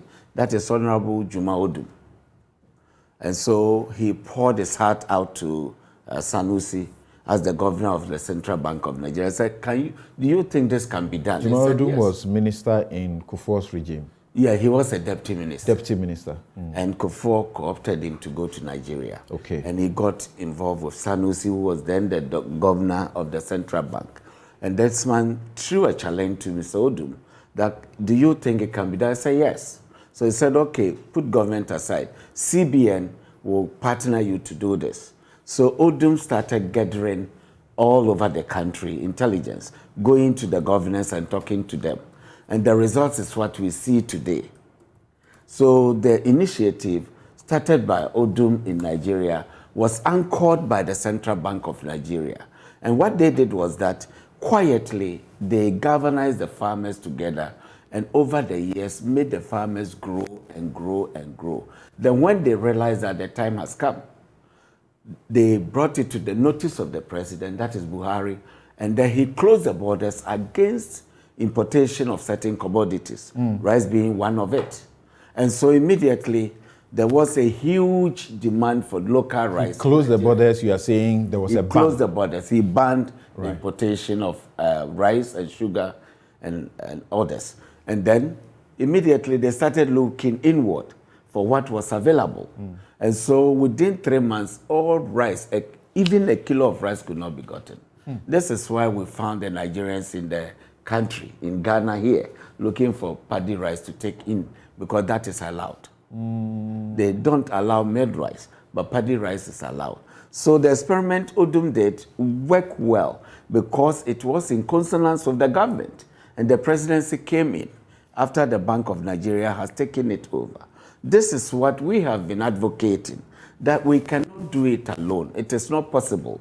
But if we have a strong hand behind us, because you need to invest, and that investment means you have to set aside money. That money that we put in the banking sector, if we have just 1/4 of it, this situation will change, and we'll put over 250,000 people to work. And it's a possibility. Not only rice, not only poultry, including soya and the rest. This is what we are failing to do. And so I coin it the Trasaco Valley Syndrome. In 2021, June, July, the Nigeria's rice imports in metric tons was 957. Yeah. As we speak, as we understood, in 2022, June to July, they were doing only 15. Simple. You see, Samson, immediately the business folks realized that there is money to be made in this commodity, they went in. You have giants like Adenuga, you have Dangotes, all of them building huge factories and also giving credit to farmers to do it. And so this is why they have cut down the rice import. It's a very simple thing. Here, we are fortunate now, just about this month. That's what we are showing you on the screen. The product of Honorable Juma Odum. They were doing to just do a launch. A Ghanaian. Yes, and Buhari is so proud of it. And we can He's getting a lot of praise for it. We can do this within next year, or give or take 2 years, we can do this. Fortunately, we have gotten an angel investor in the rice sector now. I'll be frank with you. When I saw this footage, I didn't believe it. I thought it was fake. It is real. I thought it was fake. It is until real. I checked and realized that this was real. It is real. And this is not enough to feed them for 6 months. So they are expanding. And the idea is that they will expand into West Africa. It is up to us to take advantage of it. But when you have... So for our radio audience, the footage we are showing, bags of rice, they're doing a certain display in they call it Gombe rice. So this is the Gombe. It's supposed to be a district or something called like that. And it's like your Accra Sports Stadium or even more. Yes. And they have done pyramids of piling of the rice. Very tall. And it's covering a huge spans of land, just to do the ceremony. Yes. Samson, because there was a linkage between the policy makers and those on the ground. And so the results is what we are seeing. Yeah. I read about how there was some consultation with the farmers, with everybody leading up to the policy that they drew up. And as I told you earlier, from 957 metric tons in 2021, January to July, they are now doing only 15 tons. Yes. That's crazy. 15,000 tons. 15,000 tons, against the 957,000 tons. This is just about 1 year. You can create this. It doesn't take 10 years to create what you are seeing, because the rice cycle maximum is 150 days. And from what you see, they can sustain this. They are. So it will be there'll be a regular cycle of producing this much. Because you see money, you want to be involved. This is not for social. It is making money, creating wealth. So you get people buying into it. That's why you see the Dangotes and you see the Adonigas. Why would they go into it? They are doing oil, but they see oil in rice. So they are doing, and this is only the milled rice. The additional value added are not even yet tapped. So that is what we have been preaching about. Dangote is building silos across the nation to store the rice that is coming in. And after this, he's tackling poultry, where you have Olusegun Obasanjo. And so you see, the leaders have sat down to think that why should we take... But when they are tackling with bans, it is because they know that when we ban, we can get locals to produce. But when we ban, for example, your local poultry industry, you're not doing 1%. So when we ban it, how are we going to They don't have... You see, we call ourselves that maize we have reached a sustainable level. Where is the soya to back it? Now, 99% of the soya produced in the country is exported. And soya is a critical ingredient. So you stop that exportation? Yes. No, they haven't stopped it. I mean, if you have to make this kind of success, you stop the exportation. No, don't stop the exportation. You encourage the farmers to produce soy. And then you encourage private sectors to come in and build the factories that will process the soy. I was one of the pioneers in the soy industry. Okay. I collapsed. I owed the banks. I ran away. And so I cannot... You've been everywhere. The clothing industry, where we are told I started 15 million different... It. You were there. I was doing over $3 million a month in used clothing. I started it. I was one of those who built the Kantabantu market. But I decided to go because I wanted to do local industry. Okay. And the frustration, I wish I can go back, because that is what Ghana prefers. But tell me you won't go back. No, I'm not going back. There may be problems. I hear about some local rice being expensive, but I have a preference. I don't know what people say about that. Because that I'll prefer that expensive local rice to buying the same amount for foreign rice or even cheaper versions. Thank you, sir. But it must be such that everybody can afford. That's why I'm telling you that now we have an angel investor in the rice sector. So next year, you will see a different story altogether. I solicited, pleaded, begged on my knees, and I got the Jospon Group involvement. This man did not only come in, he went to Thailand to understudy, he himself, to understudy why Ghana cannot produce rice. And then, just this month, he has brought in 33 experts from Thailand on his own ticket to live in Ghana for the next 1 year. He wants them to do a full cycle for us to understand where the gaps are. That's the angel investor we have been praying. I now understand what you meant by angel investor. Okay, so I need to... If I may come in. You were talking of us producing just for ourselves, so we cannot produce. I can assure you that we can produce the chicken here, but we need to put some structures in place. Right. For example, if you are producing chicken, you need a day-old chick. Now the hatcheries in Ghana, they are all collapsed because they are not having this thing to produce. If they produce, they cannot even sell the best. The challenge is that competing with the imported chicken is very difficult. I said we are producing 1% because if you look at how poultry has impacted the American economy, poultry is mostly about the broiler production. The broiler production. If you look at the impact on America, broiler alone contributed 75% of the total impact. The layer was just 6%.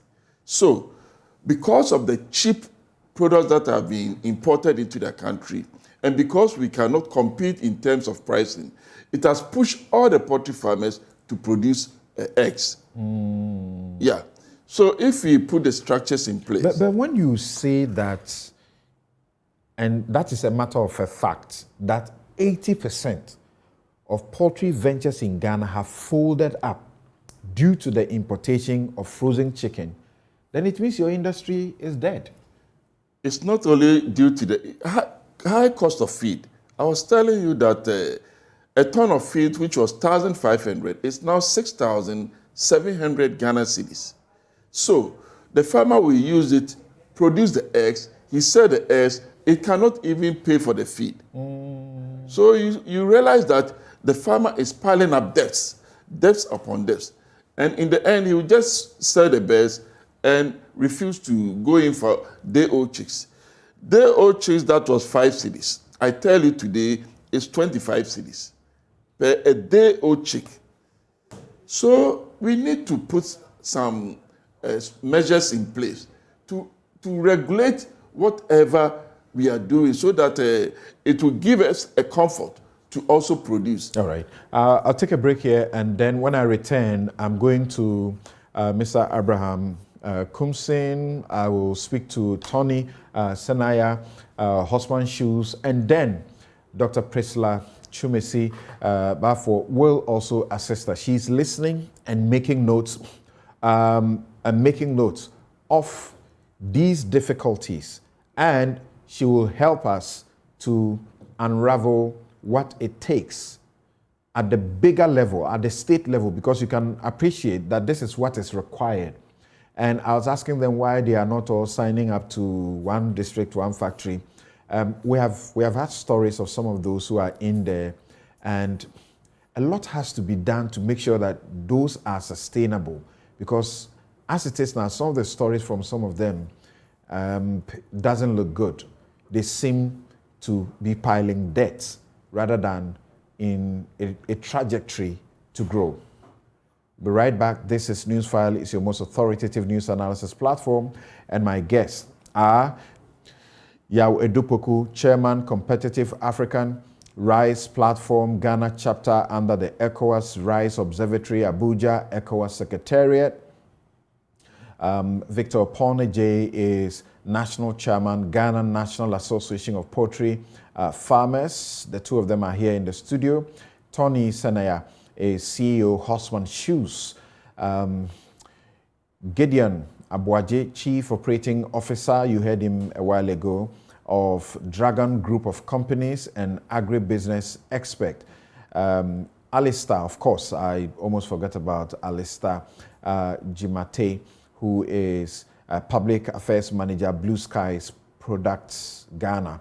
Abraham Kumsin is Secretary General, Ghana Federation of Labor. He took us to a research by Professor Peter Korte that blames the obvious cheap import of textiles for the decline in local textiles, which are also now more expensive relatively. He spoke about now boasting of only less than 1,000 workers in the industry from what used to be 25,000 workers in the textile sector in the 70s. And of course, we have Dr. Priscilla Chumeciba, Senior Lecturer, Department of Economics, University of Ghana. And she has always been passionate about industrializing the economy in a way that will provide jobs, which is a national security threat bound to happen, explode if it is not taken care of. We'll be right back.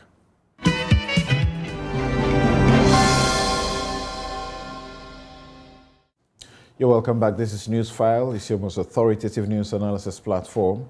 And here on Newsfile, we put Ghana first. And this is our special edition discussing the Made in Ghana debate, strides, opportunities, challenges, and the way forward to organic economic revival and a Ghana beyond aid, not the rhetoric, sloganeering. Becca Vokes says that the fact that we have allowed EU operators to destroy our local poultry industry and related jobs and businesses in that value chain shows our failure to apply anti-dumping rules under the WTO system. We exchange cheap chicken for destruction of the local economy. Village Drunkard says 99% of all chicken eaten in Ghana is imported. Clap for us. At Richie Tech Ghana, he says the government should just ban imports of edibles. By so doing, we'll be forced to consume our local nutritional foods. That's the irony. The imports too, there's a lot of junk in there. So we are buying diseases for ourselves. At Mike J says political jargony and catchphrases. 1D, 1F is being touted everywhere, yet we import toothpick. It doesn't take rocket science to reduce the pressure on the dollar. Prince Henry says the government must subsidize farming inputs to help more youth venture into agriculture. As we speak, fertilizer is very expensive and getting it to buy is even another problem. The government is not putting things in place to motivate more youth to venture into farming. I've been hearing small farmers complain about this fertilizer issue and the price, and I can't believe this is going on. Creator Head says vast lands are lying fallow. Government after government have failed. All right. Thanks for your messages. This is Newsfile, and thank you very much. And this is very important, isn't it? Now, I think I'd like to go to Dr. Priscilla Chumeciba before I get to Tony and Alistair and then Abraham Kumsin.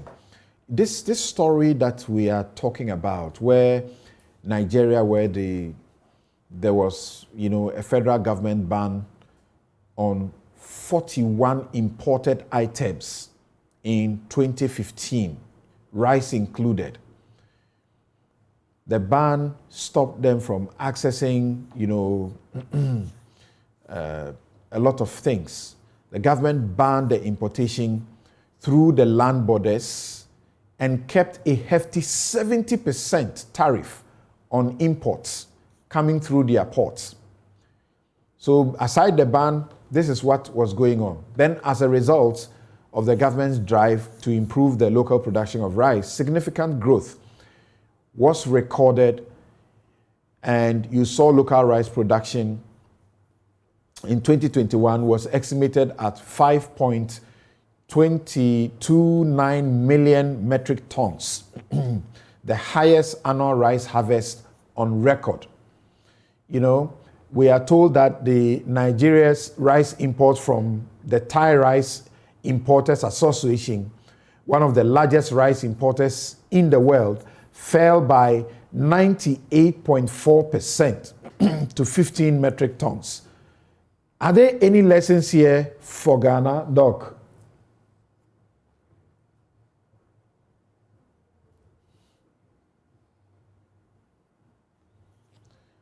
Hello, Dr. Chumeciba. Yes, Samson, yes. Can you hear me? Right. Okay, yeah. Thank you. I said that, yes, indeed, there are a lot of lessons that can be learned from our giant neighbor. And so for starters, before you place a ban on a commodity like that, you need to make sure that you have the local capacity to produce. Because you also do not want a situation where you create a shortage that will lead to burdening the consumer in the sense that the limited supply would see significant increases in price, and that will be a problem. And so when you look at the strategy they adopted, they started by boosting local production. And when they realized that they had the capacity to supply, they went out with these measures. But more importantly, when you look at the Nigerian scenario, you see that the major challenge we face in Africa in terms of the agricultural sector has been the smallholder nature of our farmers. So most of our farmers are holding small pockets of land, and that makes commercialization quite difficult. So when you look at what they did, they dealt with cooperatives. So when you are dealing with cooperatives, it means that you are trying to solve the problem of dealing with a lot of individuals, but now with groups, which in principle could be that every group could be like one giant commercial farmer. And I think that is a clever way that they went around it. And more importantly, in terms of the funding that is required, you see that they gave direct targeted funding. In Ghana, we have institutions such as Agricultural Development Bank. Over the years, the idea or the mandate is supposed to support the agricultural sector. But indeed, we also know that the agricultural sector is also quite a risky environment in the sense that it depends on a lot of factors. So lending to a sector like that comes with most of the times a lot of non-performing loans, bad loans and all that. But as a country, I think that we should learn very, very big lessons from our neighbors. One caveat, however, is that we need to be a bit more cautious in the sense that Nigeria, per its size, is able to take a lot of these bold decisions because they have the market size. But I have no doubt that Ghana has the capacity. And on the back of the Africa Continental Free Trade Area, if we do not, we are not intentional about boosting local capacity and production, we will be at the losing end, because at the end of the day, we are reducing tariffs for free movement of goods and services in Africa. And look at what Nigeria is doing. If care is not taken, it means that when Nigeria comes on board, Nigeria will come and feed the Ghanaian rice industry with their produce. And the question would be, what will happen to our local producers? So these are a number of issues that needs to be critically looked at. But more importantly, for job creation in our industrialization drive, it is important that we have a plan. And I have no doubt that as a country, we have a plan. And we need to stick to that plan. Most of the times, you see that political interference in these plans. So this government comes with one district, one factory initiative. In case there is a change in government, another comes with another. And you see that beneficiaries of under this program are no longer on the next program. But industrialization and building giant producers are not done overnight. It takes decades of hard work and concerted effort in supporting these activities. But I have no doubt that if we put our minds to it, and policymakers and politicians who have the power to effect the change do that, we can find the Ghana we want, where most of the goods we consume would be at least made in Ghana, if not for nothing at all, our food. Thank you very much, Dr. Priscilla Chumeciba, for your time this morning with us. She's Senior Lecturer, Department of Economics, University of Ghana. And you can also join us with your take. We have asked you the question, what have you been eating? What have you been wearing? What is your role in the Ghana project? Sorry, forgive me. YK Ansayeboa says, Samson, where is a government minister for trade and industries, Alan Chermantin, who wants to become president, to ask direct questions on these recycled challenges local industries are facing? You and I know our local industries will keep suffering because of the Trasacco syndrome that your panelists mentioned. So the solution is criminalizing that Trasacco syndrome and punishing offenders. We have a leader that will have the political will. Mr. Abraham Kumson, many people share in what you started saying, that you wanted to look direct in the face of the leaders and ask your questions and actually, task them. My assurance is that they are watching and listening to you now. If you had to tell them something in, say, 3 minutes, what will it be to change their attitude towards this situation?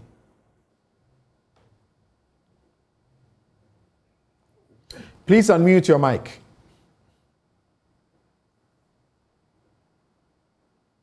Yes. Okay, so he's trying to unmute his microphone. Okay, let's hear you now, sir. You see, what I'm saying is that right. Somebody who does not feel sleepy and you pretend to sleep and you want to wake him up, you need to use some pin, something that is very sharp, to flick the person to feel it. Otherwise, the person will continue to sleep and he will never wake up. You must use something, and that can only be done if Association of Ghana Industries, Employees Association, they come together to support organized labor, to mount very, very intensive pressure on government. Because look, they know what they are doing. They know what they are doing. All that local industries are saying is that you give us a level playing field. Level playing field. We don't believe in, we will not advocate for total ban on any produce or products. Because if you do that, they will also retaliate. That will be very, very dangerous for Ghana. We are not asking for that. Create a level playing field. There is a need for government to identify the challenges that the local manufacturers are facing. Look, this 1D, 1F, whatever, where are they? The slogans are too many. They're just talking. Nothing is there. How many jobs have these industries created? Nothing. Nothing. So all I want to say is that something, whether the people, because I wish they were there. Next time around, you invite, I'll come there personally. Bring the Minister of Trade or Finance to be there. Then we debate. They should explain to us why the mouth talk is too much. They are talking too much. They are not doing anything. Nothing. I don't want anybody to defend what they are doing. They know what they are doing. They know. Because they have read a lot. What this document, this research work that Professor Potter has brought, they have it. They know. We have worked with the Trade Ministry. They have it. They have the copies. They have the copies. They know what the man was saying. They won't care. They only talk and talk. We know the solutions. It's about the implementation and the will to do what is right. That's your point. The implementation. Okay. They will not do it because they know some of them are benefiting from what is happening. They import. They make a lot of money. This dead chicken infested with some viruses and all these things, you bring them here. Okay. Why? Rice. Even now, rice. People are even using local branded sacks, and they will import and fill as if what kind of this is. And the government knows about this. They know. They know. They cannot pretend as if they don't know. They should continue to do what they are doing. Okay. Abraham Kumsin is Secretary General, Ghana Federation of Labour, and you have known him. He speaks his mind. He speaks his mind. He's very blunt about things. He's told us about the textiles industries and the issues concerning them. Tonye Sanaya, CEO of Horseman Shoes, you had to make some sacrifices to make time to join us on this show. Thank you so very much. Now, as we understand, you are in one of your factories right now. Yes, there have been opportunities where you have repeated these solutions and calls. But please, let's hear you once again. If there were three important things that, the major player, as in the state, must make as an intervention, what would they be? All right, thank you very much, Samson. So before I come to that, let me quickly backtrack to the apprenticeship system that we have had over the years. Traditionally, the master craftsmen that we have currently, most of them went through an apprenticeship system where they learned from a master craftsman. Over the years, most of them have left the industry, be it shoemaking, mechanic, carpentry, or even tailoring, simply because after being in the space for so long a time, it didn't happen for them. So they would rather go and engage in trade. You will see some sold their machines and went into Uber when Uber came. Some will go into farming. Others will also sell everything and go and look for connection men to help them travel, to escape the country. And over the years, we have not been able to have young people come to train because they don't have interest. When they come, maximum a month or two, they give you excuses. My mom says I should come, my auntie is sick. Before you realize, they are applying a trade as a driver's mate, or they are manning someone's shop in the central market because they want quick money. Traditionally, when you want to learn a trade, you pay money. Even now, when you open up free of charge, people don't come. It's simply because they don't have the interest. So if care is not taken, within the next 5 to 10 years, we may not have skilled labor. Reason you would have skilled labor being imported from Togo, Benin, and Nigeria, especially people in the fashion industry and even in construction industry, because we are running out of skilled labor. How do we solve this? There have been a lot of intervention programs. I am aware of the Ghana Skill Development Fund, then the GSDF. They provide funds for skill training. And you also have some of the development agencies. GIZ has also done well in that area, Ghana Enterprise Agency and other governmental agencies. But the issue is it has always been fragmented. I think we have to have a deliberate and one big policy where every activity will feed into that this is where you want to go. We have to choose even our competitive advantage area. For instance, fashion now, sewing is now a big deal. So how do we make it a concerted effort, a deliberate effort to employ a lot of people to equip and build the capacities of our local tailors, our local shoemakers to compete favorably? Right. Other than that, all the interventions will feed through the basket because, like I said, it is so fragmented. And secondly, lastly, actually, we have to, there's something that I call the mindset change. People who have learned these vocations are people who had their education terminated at a point. At the farthest was SHS. Most of them are GHS graduates. So in the minds of majority of us, if you go to learn shoemaking, it means that you have not had proper education.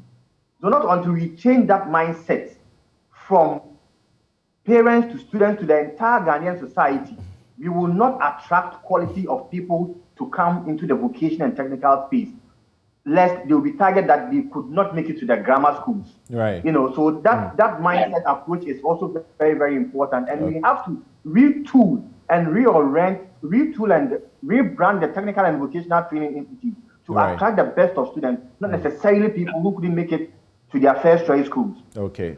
Right. Having said that, finally, yes. Finally, small businesses also need support in terms of finance and access to markets. When these things, like I said, if we plan it properly, I think that we will make a headway, or else it will still remain a talk shop.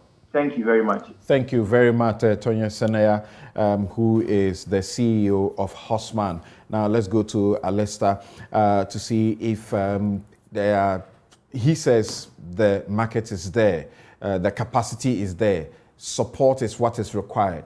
What sort of support are you talking about? In some 2 minutes, please, let's hear you. Thank you very much, Samson. So, like I indicated, we think that the agri sector, though it's played so much, must be deliberate about some of the policies.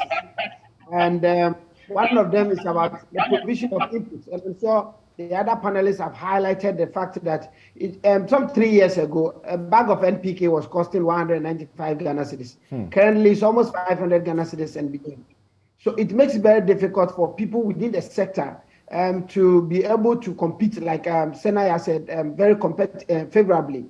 The other thing is about being deliberate with the policies that we implement. We know there have been several policies that we like promoting all the time, but as to whether we are deliberate about them, Samson, this is a country that, for Christ's sake, we cannot feed ourselves. In our junior high schools and senior high schools, we no longer pursue agriculture as a core examinable subject. So we come out from school with very little knowledge about the kind of food we even eat and how they are grown and where they come from. And that's why we are thankful. You know, Blue Skies currently runs the School Farm of the Year competition in partnership with KIC and the MasterCard Foundation, where we are getting young people in the junior high schools and the senior high schools to undertake practical agricultural activity. And at the end of the day, this year, we are proud to say that we have had schools who have grown their own crops. They have used part to feed their students, and they have also used part of this, they've sold part of these to provide infrastructure for their institutions. We have had people who have made money enough to be able to re-roof their schools and provide internet services and computers for their various schools. We think that we need to deliberate about some of these policies, and so that we can promote made in Ghana. Finally, we spoke about the issue of value addition. We think when we add value, and like my colleague said this a while ago, we need to love the things that are made in Ghana. I think our preference for high taste things and then things coming from abroad is just too high. If we can concentrate and be deliberate about promoting what we produce here and eating what we produce here, I'm sure when you bring Blue Skies this year, definitely your Christmas would be one of the best. Thank you so very much. And let's all at least try not to forget what we have tried to set for ourselves, known as the Ghana Beyond Aid. What is it? It is a national transformation agenda comprising a vision of Ghana we want, and the mindset and behavioral changes that we Ghanaians commit to make in order to pursue that vision. The vision calls for transforming our economy, which is now based mainly on the production and export of raw materials, to one based on manufacturing and high-value services, an economy that provides opportunities, jobs, and prosperity to all Ghanaians. The mindset and behavioral changes required are embodied in the Ghana Beyond Aid that is being talked about by the government. I think a lot more has to be done to get this ingrained, and also we exhibit the character and the clear mindset that can bring it. It talks about poverty in the midst of plenty, that we have a smart, blessed, and youthful population who are enterprising and are endowed and must be supported. I'm sure the government has heard it clear. My outfit, as always, is by Habil Scooter. You can find them at Jiringano Gate, East Legon. The contact is 0200 40 84 1988. 84 1988. And my guests have been Mr. Yao Edupoku, Chairman, Competitive African Rice Platform, Ghana chapter under the ECOWAS Rice Observatory, Abuja ECOWAS Secretariat. Victor Opong Ejay, National Chairman, Ghana Association of Poultry Farmers. And you heard Tonye Senaya, who is CEO, Horseman Shoes. Gideon Abuaje is Chief Operating Officer of Dragon Group of Companies and agribusiness expert. Alistair Jamate is Public Affairs Manager, Blue Skies Production or Products, Ghana. Abraham Kumsin, Secretary General, Ghana Federation of Labor, and Dr. Priscilla Chumeciba for Senior Lecturer, Department of Economics, University of Ghana. Thank you all so much for your time this morning, and Merry Christmas. Newsfile is not over. Next week, God willing, we bring you our change events. You hear from the best in the country. We'll be right. Thank you. Have a good afternoon.